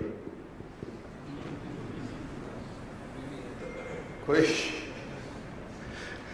हाँ, आपका पता नहीं मुझे, लेकिन मैं तो था, अब भी हूं। अभी उन्होंने कहा हम सब कभी ना कभी बच्चे थे, हम सबके बच्चे हैं। ज्यादातर लोगों के या तो अपने सगे बच्चे हैं या अपने भाई बहन के बच्चे हैं, पोते पोते भी हैं, भाई बहन भी हैं, सबके ज्यादातर लोग। ये हमारे अपने हैं जिन्हें हम कहते हैं। हम इस अपने के दायरे को थोड़ा सा फैलाएं। वेद मंत्र में कहा, अयम निजः परो वेति गणना लघुचेत साम उदार चरिताणाम तु वसुधैव कुटुंबकम। थोड़े चरित्र को उदार कीजिए। व्यापार को, बाजार को, कानूनों को तो सब उदार कर रहे हैं दुनिया में। Liberalization of laws and regulations is there, but let us try to liberalize ourselves, our character, our conscience. Once we liberalize our conscience, then the whole world is one family. Try करें, बच्चों से try करें। आप यहाँ बैठे हैं, बहुत गंभीर हैं, बहुत समझदार हैं, बहुत गुणवान हैं, लेकिन अगर आपके अंदर कोई ईमानदारी है तो इसलिए नहीं कि आपने बहुत ज्यादा पढ़ाई करी। आपके अंदर अगर सीखने की प्रवृत्ति है तो इसलिए नहीं कि आप बहुत बड़े बिजनेसमैन हैं। आप अपने परिवार में हंस सकते हैं, जरूरत पड़ने पे रो सकते हैं, तो इसलिए नहीं कि आपने बहुत नाम कमा लिया, बहुत धन कमा लिया। अगर सचमुच आप खिलखिला के हंस सकते हैं, अपने लोगों के बीच में रो सकते हैं, नई चीजें सीख सकते हैं, सादगी और सरलता में जी सकते हैं। बहुत ज्यादा चालाकी, धूर्तता करने से बहुत झंझट है दिमाग के। अगर सरलता के साथ जी सकते हैं, तो अगर ऐसा आपके अंदर है गुण, तो इसलिए नहीं कि आप पढ़े लिखे हैं, बड़े हैं उम्र, बल्कि इसलिए कि आपके अंदर एक छोटा बच्चा अभी भी जिंदा है। आज जाइए रात में, अपने अंदर के उस बच्चे को खोजिए। When you look the world with a child's eye, the world is very beautiful. Very simple. You can connect with anyone, anytime. मैं कहता हूं कि मैं 14,000, 15,000 इन्विटेशन मेरे पास है। बहुत कम जगह जा पाऊंगा। अगर मैं हर जगह जाऊं तो मुझे 52 साल लगेंगे सिर्फ घूमने में। और तब जब एक एक दिन में 2-2, 3-3 जगह चला, फिर ये लोगों ने हिसाब लगाया, विवेक जी बैठे हिसाब लगाया। लेकिन मैंने कहा कि देखो, मेरा जाना तो मुश्किल है, मेरे से लोग मिल जाएं बहुत ज्यादा, जब मैं जाऊंगा तो होगा। आप लोग जो मुझे बुलाते हैं, बुलाना मुश्किल है, लेकिन मुझे छोड़ना असंभव है। आप मुझे छोड़ ही नहीं सकते जीवन में। I am trying to provoke the human being inside you. I am trying to provoke the leader among you, inside you. I am trying to provoke the fire in you. I am trying to provoke and translate the compassion in you. And most importantly, I am trying to provoke a child. I am trying to tell you that you identify, अपने अंदर के उस बच्चे को पहचानो, क्योंकि उसके अंदर अनंत संभावना है। आप बूढ़े नहीं होगे कभी। जिस दिन आप अपने बच्चे को पहचान लिए, अंदर के बच्चे को, और उसे मरने न देने का संकल्प ले लिया, तो आप कभी बूढ़े नहीं होंगे। दुनिया के साथ आपका रिश्ता बदल जाएगा। Let us try to exercise a new religion.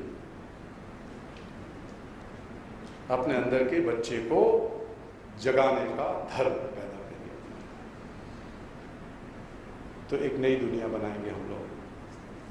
अगर आप चाहें तो इंदौर से इस दुनिया की शुरुआत कर सकते हैं।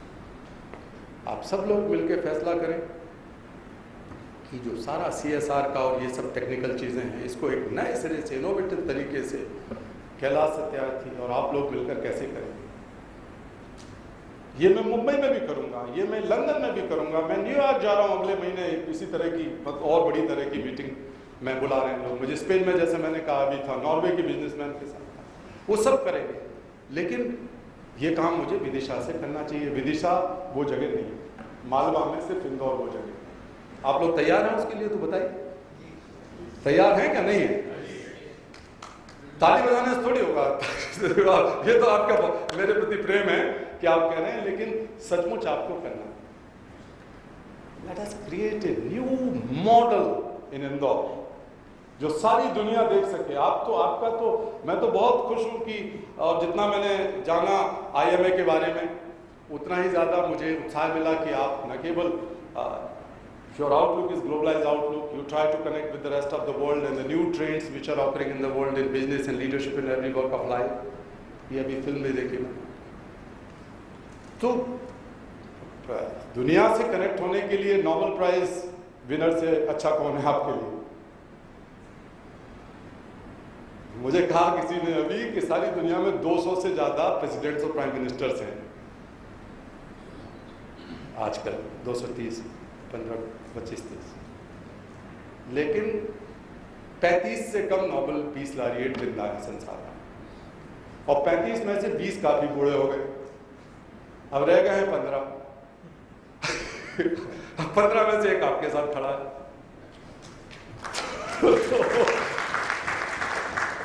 तो हम आपके साथ मिलकर काम करें, ये संकल्प आप लीजिए। कैसे करें, क्या करें, हमारा दफ्तर और आप लोग मिलकर करें। मैं फिर से आप लोगों के प्रति बहुत बहुत आभार प्रकट करता हूँ, और भारत सारी दुनिया में फिर से, जो मैंने शुरू किया कि फिर से सोने की चिड़िया बने और फिर से जगत गुरु बने, फिर से शांति दूत बने, ये ताकत हमारे अंदर है और ये धीरे धीरे साबित हो रही है। इसमें पीछे नहीं हटना। अब संसार की कोई ताकत हमें पीछे नहीं धकेल सकती, ना व्यापार के क्षेत्र में धकेल सकती, ना ज्ञान के क्षेत्र में धकेल सकती, ना नैतिकता और शांति के क्षेत्र में दुनिया की कोई ताकत भारत को पीछे धकेल सकती। भारत अपने पुराने गौरव में लौट रहा है। थोड़ा धक्का आप लगाइए, थोड़ा धक्का मैं लगाता हूँ, थोड़ा हम मिलकर लगाते हैं। बहुत धन्यवाद।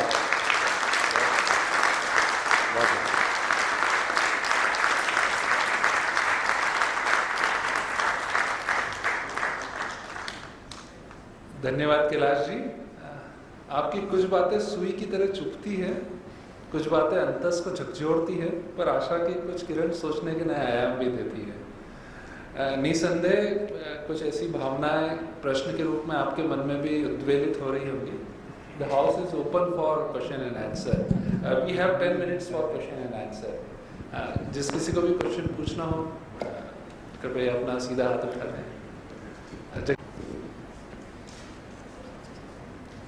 Sir, today you have become a force to be heard with respect. How can you work with the government to remodel the Indian education curriculum to build a compassionate society for the future? Very good question. चलो हाँ ठीक है, हो गया, मेरी गलती है, आप भी पास थे.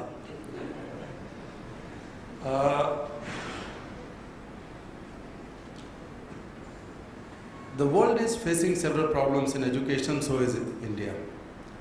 One is access to education, which India has achieved a lot in terms of access to schools. Large number of children have been enrolled in schools during last 10-15 years. But there are 3 or 4 vital challenges. One is quality. The learning outcomes are very pathetic. Globally, 250 million children who are going to school, they are not able to read a simple script in their own mother language, neither they can do simple mathematics. India में भी ये हालत है और बुरी हालत है. Quality. The third thing is inclusion and equity. The most marginalised children are out of school and enough efforts have not been made to bring them to school gates.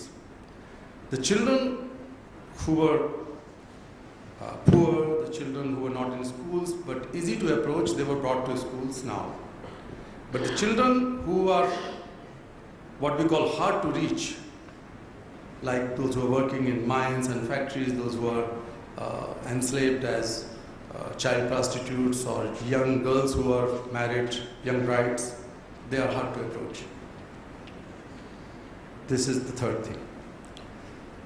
And the fourth thing is how to preserve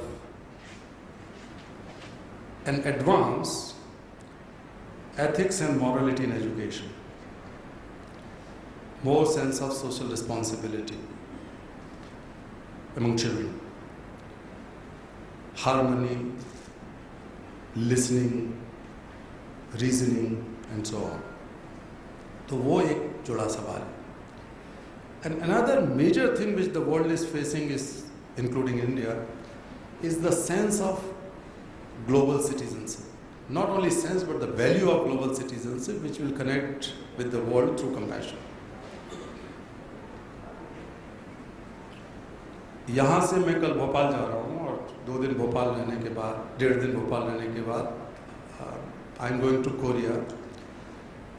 south Korea में United Nations का education summit है जो 15 साल बाद हो रहा है और उसमें दुनिया भर के शिक्षा मंत्री रहेंगे. हमारे भारत की शिक्षा मंत्री भी जा रही हैं, स्मृति ईरानी जी, और पूरा हाईएस्ट लेवल डेलीगेशन जा रहा है. All UN agencies heads will be there, ILO, UNICEF, UNESCO, world bank chairman, everyone, and UN secretary general. So ईश्वर की कृपा से मुझे उसके उद्घाटन में बोलना है. UN सेक्रेटरी जनरल को, कोरिया के प्रेसिडेंट को और मुझे उसमें उद्घाटन भाषण देना है. तो मेरे दिमाग में ये सब चीज़ें हैं. इसके बाद फिर मैं उस पर और भी मुझे 1-2 स्पीच देने हैं, थेमेटिक स्पीचेस. एक सब्जेक्ट यही है कि young peoples, what world is facing today, there are so many problems, but one big problem which is knocking our door and that is going to be irreparable in coming 15-20 years, and that is the young people who are coming out of the school or even in the schools or colleges, they are becoming more and more impatient and more intolerant. Tolerance is lost. वो सहनशील नहीं है, सुनना नहीं चाहते किसी की. हम कहते हैं कि भाई ये तो जनरेशन गैप है जो ट्रेडिशनली कहा जाता है. जनरेशन गैप से कहीं ज़्यादा है. पहले वो माँ बाप की नहीं सुनते थे, लेकिन अब और किसी की भी नहीं सुनना चाहते. तो ये सारी दुनिया में फैल रहा है. तो ये जो इंटॉलरेंस है ये हिंसा में बदल रही है कहीं कहीं. तो जिन देशों में पहले हिंसा नहीं करते थे नौजवान, वहाँ मौका लगे तो अपने बाप की बंदूक उठा लेते हैं और 2-4 लोगों को मार दिया ऐसे. किसी और बात पे चिड़े हुए हैं, मार दिया, इंटॉलरेंट बोल रहे हैं। And that intolerance is being misused and manipulated by the fundamentalist forces.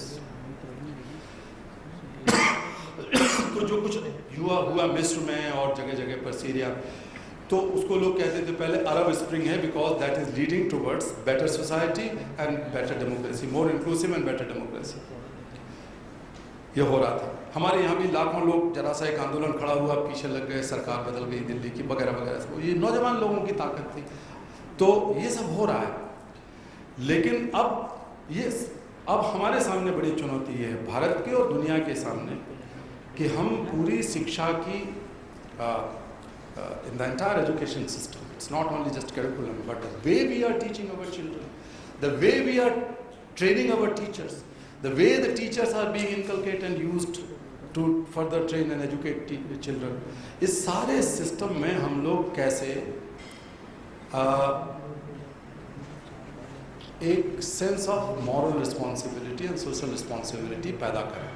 Curriculum is one part, but how to work with the teachers and teaching organizations globally and the whole system.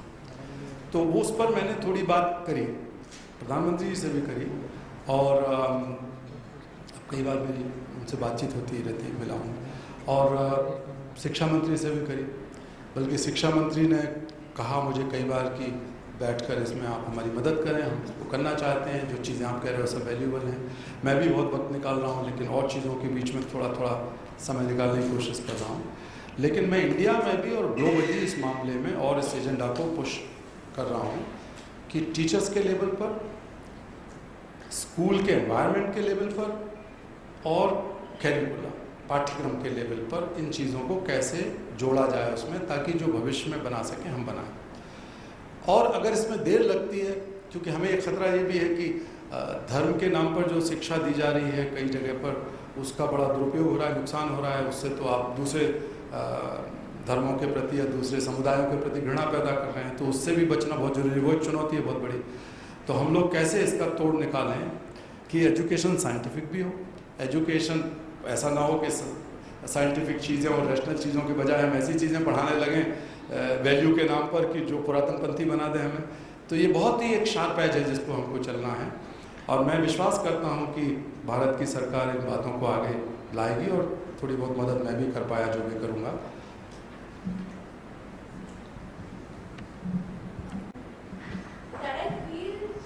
That I'm passionate about, and I'm at the same time concerned about that cause.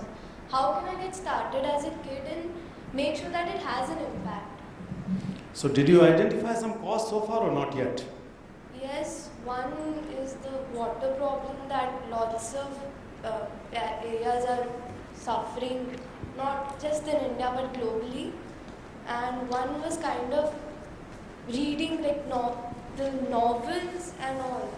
Like children today aren't reading that much, and as an individual, reading has really helped me. So how can I get that reading to other children?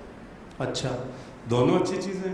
Water is a major issue now, as was said that the third world war would be water issue। होना ऐसा भगवान करे कभी ना हो, लेकिन एक खतरा तो है ही। हाँ जी, तो there's a lot of knowledge available on the net now. There are several organizations in India who are working for the preservation of water.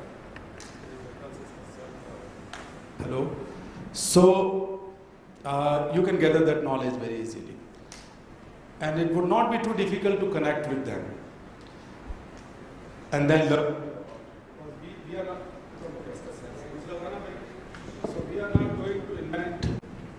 लेकिन the easy thing which you can begin with yourself, that you must be very cautious in wasting water. No one single drop of water should be wasted because of your clothes, because of your utensils and things like that. मैं कोशिश करता था पहले, अब भी करता हूँ, कि मैं जो कपड़े पहनता हूँ 2-4 दिन चल जाए मेरे। लोग मुझसे कहते थे कि भाई ये कैलाश जी की सदाशयता है, सादगी है।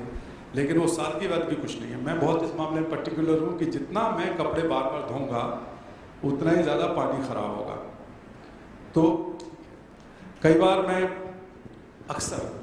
मैं मेरी पत्नी का खाना जो बचा है या जो सामान वहाँ उनकी प्लेट है या किसी की भी प्लेट है, मैं उसी में खाना खा लेता हूँ, क्योंकि प्लेट धोने में जितना डिटर्जेंट एंड देन वाटर लगेगा that is against the ecology and planet. तो मैं कोशिश करता हूँ कि जितना पानी बच सके मैं अपने पानी भी कम डलवाता हूँ गिलास में, ताकि फेंके ना, मेरे हाथ से एक बूंद भी पानी ना फेंके। This my personal commitment. You can start with that your personal commitment would be that you are not going to waste a single drop of water. And when you are able to do it, then your surroundings will learn. उनको भी inspiration मिलेगा, तुम्हारी बहनों को, भाई को, माँ बाप को, किसी को, इसको, तो वो भी चल घर में। लेकिन जो बड़ी चीज़ें जो करना चाहते हो उसके लिए अच्छा है कि get more information, read more about the solutions people are trying to find out, and get connected with them and be the part of solutions. If you keep on thinking about the problems, then you are the part of problem. अगर आप समस्या के बारे में जितना सोचते हैं उतना ही समस्या में आप बढ़ावा देते हैं। जिस दिन आप कसम लोगे कि हमें तो समाधान के बारे में सोचना और समाधान के बारे में करना है, चाहे फेल हो जाए चाहे सफल हो जाए, it's the part of game, जितनी हिम्मत जुटा लोगे समझो कि समाधान निकलने लगेगा। I always say that the solution of every problem lies in the वूम of the problem itself. थोड़ी कोशिश करने की जरूरत है पानी का समाधान करने के लिए। Yes sir.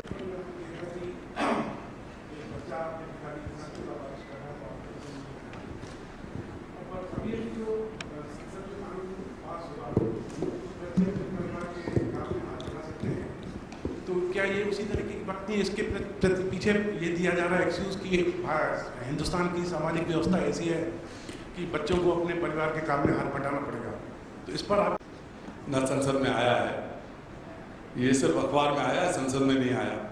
हमारी कोशिश है कि वो संसद में आ जाए जितनी जल्दी, ताकि पता लग सके कि वो है क्या। ये सारी की सारी चीज़ें अखबार की हैं। तो अखबारों में ही आपने पढ़ा है, हमने पढ़ा है कि कैबिनेट से कुछ चीज़ें गई हैं आगे, लेकिन वो जो मसौदा फाइनल होगा वो पार्लियामेंट में आएगा, लोकसभा या राज्यसभा में। मुझे लगता है पहले लोकसभा में आएगा, लेकिन अगले सत्र में आएगा। अब तो विंटर सेशन में, ये कौन सा सेशन, विंटर ही होगा अगला? हाँ, monsoon session, sorry, monsoon session में आएगा वो। सो ये तीसरी बार ऐसा हुआ है कि कैबिनेट ने कुछ ना कुछ अमेंडमेंट पास किए हैं। पिछली सरकार ने भी 2 बार कर दिए थे, इस सरकार ने भी कर दिया। तो हमें वेट एंड वॉच करना चाहिए, अभी अखबारों में से ये राय नहीं बनानी चाहिए। और मैं अभी भी पत्रकार वार्ता में ये कह रहा था कि there is no excuse for exploitation of children, there is no excuse for child labour up to the age of 14 because it contradicts with right to education. और दूसरा कि 18 साल तक के बच्चों को किसी भी खतरनाक या बुरी हालत में मजदूरी नहीं करानी चाहिए, because it is in contravention with another law that is juvenile justice act, जो कि ऑलरेडी है भारत में। हमारे संविधान में भी 14 साल तक हर एक बच्चे को अनिवार्य और मुफ्त शिक्षा का अधिकार है, तो आप कुछ नहीं कर सकते। लेकिन अगर माँ बाप, फैमिली के नाम पर नहीं, माँ बाप स्कूल जो बच्चा पूरे टाइम जाता है, पूरे टाइम ड्रॉप आउट नहीं हो रहा, उसके स्वास्थ्य में कोई खराबी नहीं है, उसकी पढ़ाई लिखाई पे कोई असर नहीं है, होमवर्क में कोई असर नहीं है, उसकी आज़ादी में कोई असर नहीं है, तो वो बच्चा घर में माँ बाप की मदद करता है। हमेशा दुनिया में हर जगह करता है, हमारे यहाँ भी कर सकता है। दोनों चीज़ों में फ़र्क है। घर में अगर बच्चे माँ बाप के रोटी बनाने में मदद कर रही है कोई लड़की माँ की, तो इसमें बुराई क्या है। लेकिन अगर उसको चाइल्ड लेबर कहा जाएगा तो घर घर में जूतम पैजार होगी। लेकिन अगर उस लड़की को माँ स्कूल ना भेजे, कहते हैं तुझे स्कूल नहीं जाना, घर की झाड़ू पोछा और काम करना है, तो गलत है, वो अनैतिक भी है और गैर कानूनी भी है। तो उसको स्कूल जाना चाहिए पहले, 14 साल तक तो कोई उसमें समझौता हो ही नहीं सकता। और लड़की का स्वास्थ्य अगर खराब है, मान लीजिए वो घर में ऐसा काम करा रही है कि वो धोबन है और 10 साल के बच्चे से सोडा डलवा के और कपड़े उबलवा रही है और सारे सोडा की स्मेल उसको जा रही है, ख़राब हो रही है, तो उसका स्वास्थ्य भी चौपट हो रहा है, तो ये भी कंप्रोमाइज नहीं हो सकता. So children have to be in school as full-time students up to the age of 14 and no compromise on health and education and freedom of a child, even at home. कहीं भी नहीं होना चाहिए. ये हमारी डिमांड है. अब इस पे क्या हो रहा है क्या नहीं हो रहा है, ये तो जब संसद में आएगा कानून का मसौदा तो उस पर मैं टिप्पणी करूंगा, लेकिन जो हमारी डिमांड है वो ये है कि पढ़ाई हर बच्चे को, चूंकि उसका अधिकार है कानूनी, तो वो मिलना चाहिए. The very last question. In technology, what do you think that we can find an intersection for social entrepreneurship and innovation? Very good. Information technology and social entrepreneurship. Is it true? First of all, we have to have a very strong and deep-rooted scientific outlook to see the society. Secondly, we have to ensure that our inherent, our inbuilt connect and compassion is translated into action. Some of these fundamental things have to be there. Then technology is most powerful tool to translate many of goods into larger goods.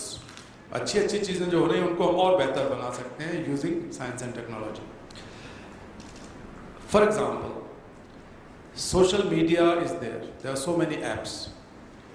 Some of the young people can devise, can invent new apps which could be used by children to support other children. It could be education, simple mathematics, simple stories which the children can read and write and learn more about, moral stories, moral songs. These things they can do by way of developing new apps and using them. That's another way of doing it.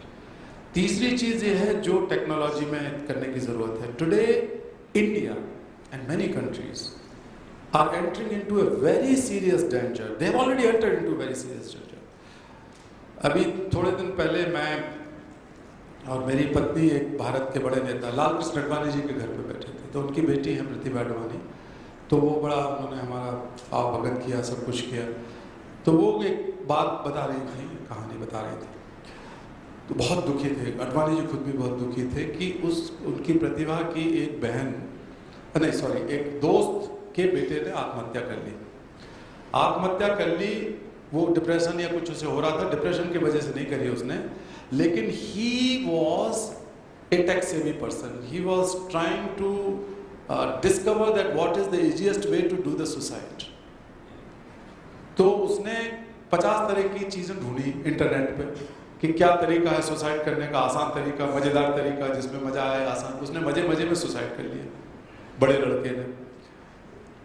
एक चीज़ मेरे यहाँ काम करती है ये श्रीजिता, हमारे साथ office में, उसकी एक सहेली ने सुसाइड किया थोड़े दिन पहले. The reason being that when she was in her teens, may be 13 year old, and she was going to high school, किसी लड़के से उसकी दोस्ती हुई. लड़के ने उसके नाचते हुए के कुछ फ़ोटो खींचे और उसमें कुछ छेड़खानी करके फोटोशॉप में कहीं जाके उसको और अश्लील बना दिया.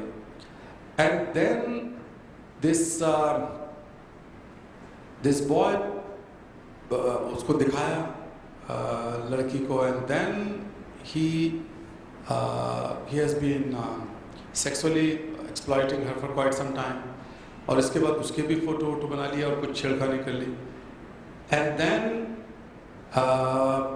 इंटरनेट पे डाल दिया. अब इंटरनेट पे डाल दिया तो वो लड़की समझ गई कि अब बड़ी हो गई, 18 साल की हो गई तब तक जब इंटरनेट पे डाला, वो 18-19 साल की. And she had no other option, she has committed suicide eventually. एक और लड़की हमारे, जब मैं ये बात कर रहा था तो पता लगा कि वो उसकी शादी टूट गई 19 साल की उम्र में, क्योंकि उसके हस्बैंड ने पता कर लिया कि उसके बारे में कुछ चीज़ें अश्लील वहाँ पड़ी हुई हैं साइबर वर्ल्ड पे. तो ये खतरा है जो कि बढ़ता जा रहा है. So the people who are good in information technology, they can help in raising awareness among the people about it. They can also try to find some solution to these problems, social solution as well as technical solutions, that how you can stop those things. ये बहुत common होता जा रहा है जगह जगह पर कि स्कूली लड़कियों को, क्योंकि अब सबके पास या बहुत लोगों के पास ये मोबाइल फ़ोन है, ये जो स्मार्टफोन है, आप स्मार्टफोन में कुछ कर सकते हो, उसमें फिर तरह तरह की छेड़खानी कर सकते हो, कुछ का कुछ चेहरा लगा दो, किसी का शरीर लगा दो, कुछ कर दो। तो लड़कियों में हमारे यहाँ इतनी समझ नहीं है, खासकर गांव की या कस्बे की लड़कियों में। They are being misused and exploited like anything due to the misuse of technology. तो उसको हम लोग कैसे कर सकते हैं, ये हो सकता है। हम लोग अभी बात कर रहे हैं कुछ लोगों से, टेक्नोक्रेट से, कि स्कूल अटेंडेंस में बहुत सारे मामले में झूठी अटेंडेंस लगाई जा रही है। तो हम ये जो क्या होता है, ये जो बात कर रहे थे, हाँ, बायोमेट्रिक को हम कैसे कर सकते हैं कि स्कूल जाओ बायोमेट्रिक के माध्यम से कर लो। और टीचर्स का भी, टीचर्स भी स्कूल जा रहे हैं कि नहीं जा रहे हैं, बायोमेट्रिक के जरिए कर लो।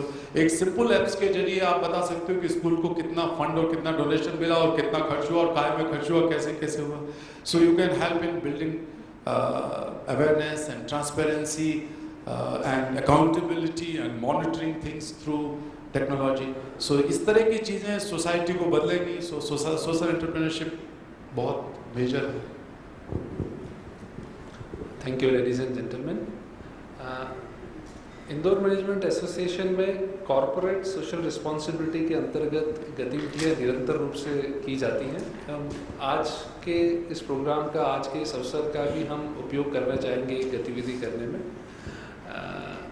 हम 6 प्री इंजीनियर्ड टॉयलेट्स डोनेट करना चाहेंगे स्वच्छ भारत मिशन के अंतर्गत। मैं कलेक्टर इंदौर श्री नरहरी जी से निवेदन करूंगा कि वो मंच पे आएँ, एवं सत्यार्थी जी से निवेदन करूंगा कि वो कलेक्टर साहब को डिलीवरी नोट प्रदान कराएं। मैं GS जनुजा जी कापको इंजीनियर से भी निवेदन करूंगा कि वो मंच पे आएँ।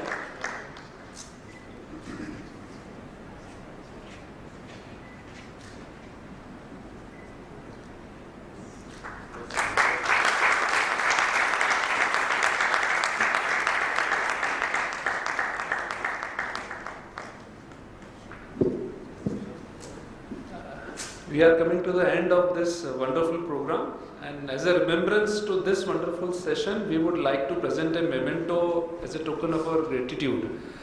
May I now request Mr. Singh of Mahale Migma to present a memento to Shri Kailash ji.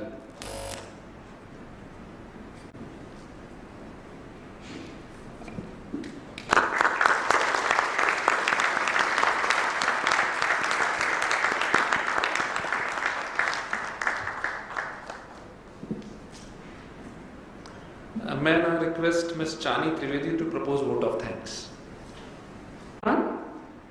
Today, a simple act of kindness, a sincere gesture of love, and a bold proclamation of humanity can heal our souls. It's something that we as people most urgently need. And Sri Satyarthi is the personification of such kindness, love, and humanity. As Charles Dickens rightly said, there are dark shadows on the earth, but its lights are stronger in the contrast.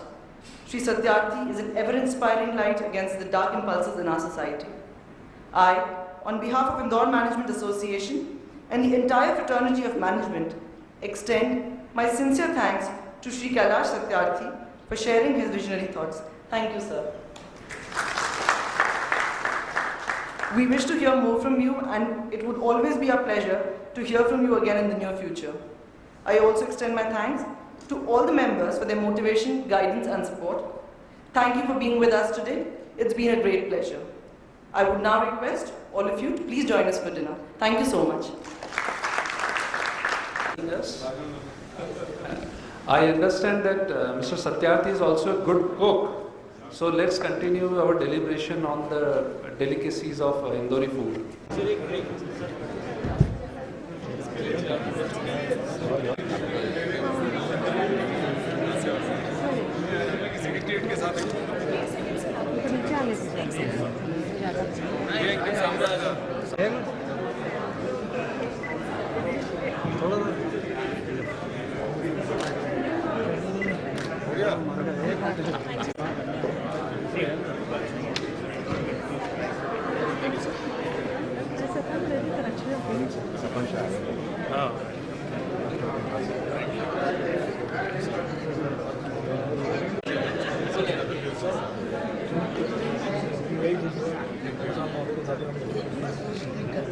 बुलाते हैं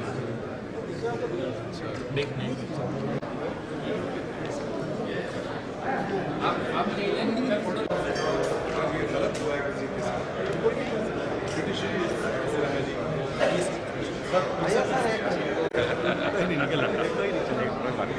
हो गया